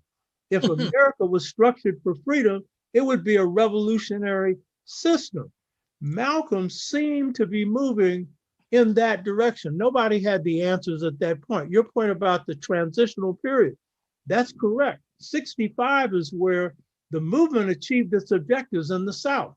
Desegregation, voting rights. Where do you go after that? People were not clear. And so, when you lose a major general, like say your top general, right, a major strategist, because literally his human rights strategy was taken out when they took him out, then it's a big fat setback. Now, this is something that most people do not know. I have a friend, his name was Paulu, and he's from the Caribbean. And he was a special kind of engineer that works in rural villages all over the world. He knew Malcolm. He went to university in California, knew Malcolm then. He met Malcolm in Africa in Malcolm's 1964 trip, 63, I think 63. And he said, Malcolm told him this. And Kwame Ture was a friend of mine, and I kept forgetting to tell him this. Because remember, Kwame's on a march, James Meredith march, and Willie Ricks is whispering in his ear. He said, his name was Stokely then, say Black Power, stay Black Power. Kwame told me, he said, I thought Willie was kind of crazy. I don't know if I should say that, but he said Black Power. Willie had heard it from Adam Clayton Powell at a conference at Howard University. Well, guess what? When Malcolm met Paolo in Africa, Malcolm told him he and Adam Clayton Powell were preparing and planning a Black Power conference. Now we know that Malcolm's thought was clearly seminal in any kind of shift of the movement to Black nationalism or Black power. We also know that if the two of them were planning it, we know where the idea came from, Malcolm. So Black power, if you had Malcolm on the scene, you might have had a better definition of it because it's a good slogan, but translating it into power was another thing. So losing Malcolm was a serious thing, but I also think this, we're now in an era where we don't need singular leadership. That era is gone. We need collective leadership. One of the things I like about this Black Lives Matter movement is they pulled out of the Ella Baker playbook and see you need multiple leaders. Right. Especially when communities are fractured. So the strong leaders, usually the rule is when you have strong leaders, you may have weak movements. But when a community is fractured, there's no single person that can really pull it together. The problems are too complex. So, but Malcolm's playbook became really the playbook for Black nationalism to follow. The building of a Black United Front. You know what I mean? That was Malcolm's playbook. Internationalizing the struggle, the African Liberation Support Committees that follow, and providing support for African liberation movements. That also was at least a continuation of his thought. So what I'd say is, this has been one hell of a discussion, brother. And what I'd say is, people should check out Brother Baba Zak Kondo. Yeah, it's being revised, right? It's being revised right now. Probably, okay. I'm hoping to have it ready in April. Well, I mean, it's amazing that you would see a need to revise it, but I'm sure you come up with some new stuff. Yeah, I appreciate that, but yeah, we strengthening it, here and there. But no, I appreciate that. The other thing I'd say is this: people should appreciate this. When did your book come out? What year was it? 1993. 1993. It took a lot of courage for him to write this book, because when you're saying the kind of things that he said right here, you could lose your life for it. It took some guts. You know what I mean? And some of us may not want to hear this because it's not pretty. This is the truth. And you should know the truth. The truth will set you free. We all have strengths and weaknesses. So as Amilcar Cabral, who's the guy in the back there with the sunglasses on, as he said, the greatest enemy of a people are their own weaknesses. So we need to work on them. But one thing we can say is El Hajj Malik El Shabazz, better known as Malcolm X, Big Red, was one bad brother. Bad brother. You hear me? And if Brother Zak wanted to be like Malcolm, that's pretty good. I know I did. In fact, my first draft on the political legacy of Malcolm X, Jacob Carruthers read it, and I knew it wasn't ready for publication after he read it. I can't tell where Malcolm ends and you begin. Because I was so caught up in identifying with Malcolm. You know what I mean? But you can understand it. It was a heck of a shadow that he cast on the planet. Bad Malcolm. And there's a whole lot of bad Malcolms and sisters who are coming up now, who have got some messages, and they're taking it to another level. So this may not have been pretty, it's the truth, but in the end, we got our shining prince. And I would like to agree with one other point you made. If you can avoid martyrdom, avoid it. Yeah. It's great to be able to talk about great heroes. It's even greater when they can live a long life and be buried when they're 90, or when they bury their enemies. That's even better. Right, that's even better. But when we lose one like that, learn everything you can from them. And I think that, I was in Cuba in 83 and 84 representing the National Black United Front, and we were negotiating agreements with them. Reverend Herbert Daughtry was chair, I was vice chair, and the head of the Americas section said, "Did you squeeze the orange?" We were trying to get everything we could from the Cubans. And I hope we squeeze the orange in this discussion right here. And brother, I'm really proud of you. And Black folks and anyone that watches this, you need to check this brother out. And he'll come up with a revised version of Conspiracy, Unraveling the Assassination of Malcolm X. And look for it when it comes out, and we will definitely push it. I Brother, appreciate that. One other thing, Baba, and I would love for you to do a blurb.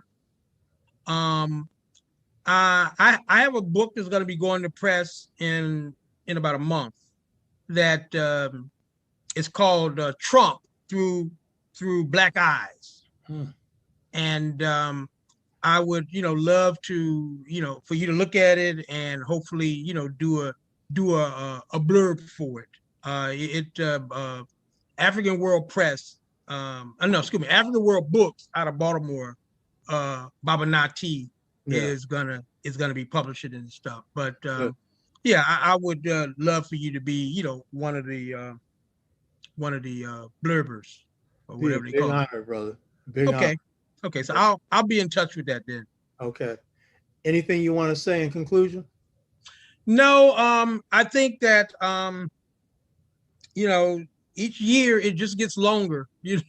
I mean, I still remember being a pretty young whippersnapper when I first started studying the assassination, and I'm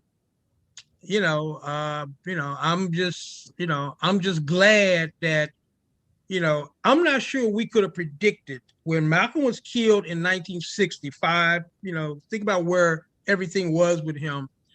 I like the fact that we came over time to appreciate, because sometimes, great people are not always appreciated, certainly during their lifetime. But I think the good thing that I like about where we are as far as African people are concerned is that through hindsight and through other things, we have been able to grow. And I like the way that we've grown around Malcolm's legacy. Because think about it, when Malcolm died, there were people who didn't really appreciate what he brought to the table. But I think today, that's changed. And I think that's a tribute, to our people, that we're taking care of immortal ancestors. And that's important, for, we as African people, we need to be able to appreciate our immortal ancestors like a Garvey, like a Malcolm, like a Queen Mother Moore. And I love stuff like that about us as African people. Right on. And they got plenty of Malcolms and Sister Ella Bakers coming and who are here. Yeah. I'm proud of this generation right here, right now. Yeah. They put Trump out of the White House and he's getting ready for the jailhouse. And he can try and run again if there's anything left of his money and his freedom. But if we do what we already did, that'll be his last shot. So, and I take my hats off to Black Lives Matter, the networks, the people in Georgia who put together all those voting registration networks. Right. And not only put Trump out of the White House, but also barely got the Senate back. Without them, that wouldn't have happened. So that spirit's alive. And it means that the younger generation has learned something from our generation and generations before. And that's really good. Yeah. So I really want to thank you, brother. Okay, well, thank you for inviting me, and just keep doing what you're doing and keep being who you're being, Baba, who you are. Same with you, brother. And I don't even have to encourage you. I know you will. And likewise. I do encourage it. Yeah, and I appreciate it too, Baba, and I appreciate you. Yeah, same here. In fact, the revolutionaries are rare among us, and we have to value them. And Malcolm is one, and I know you're one. I appreciate it. And you as well. So, take care, Baba. Okay, thank you. All right then. Hey, and don't work too hard tomorrow. I wish, but it's all good though, Baba. It's all good. Okay.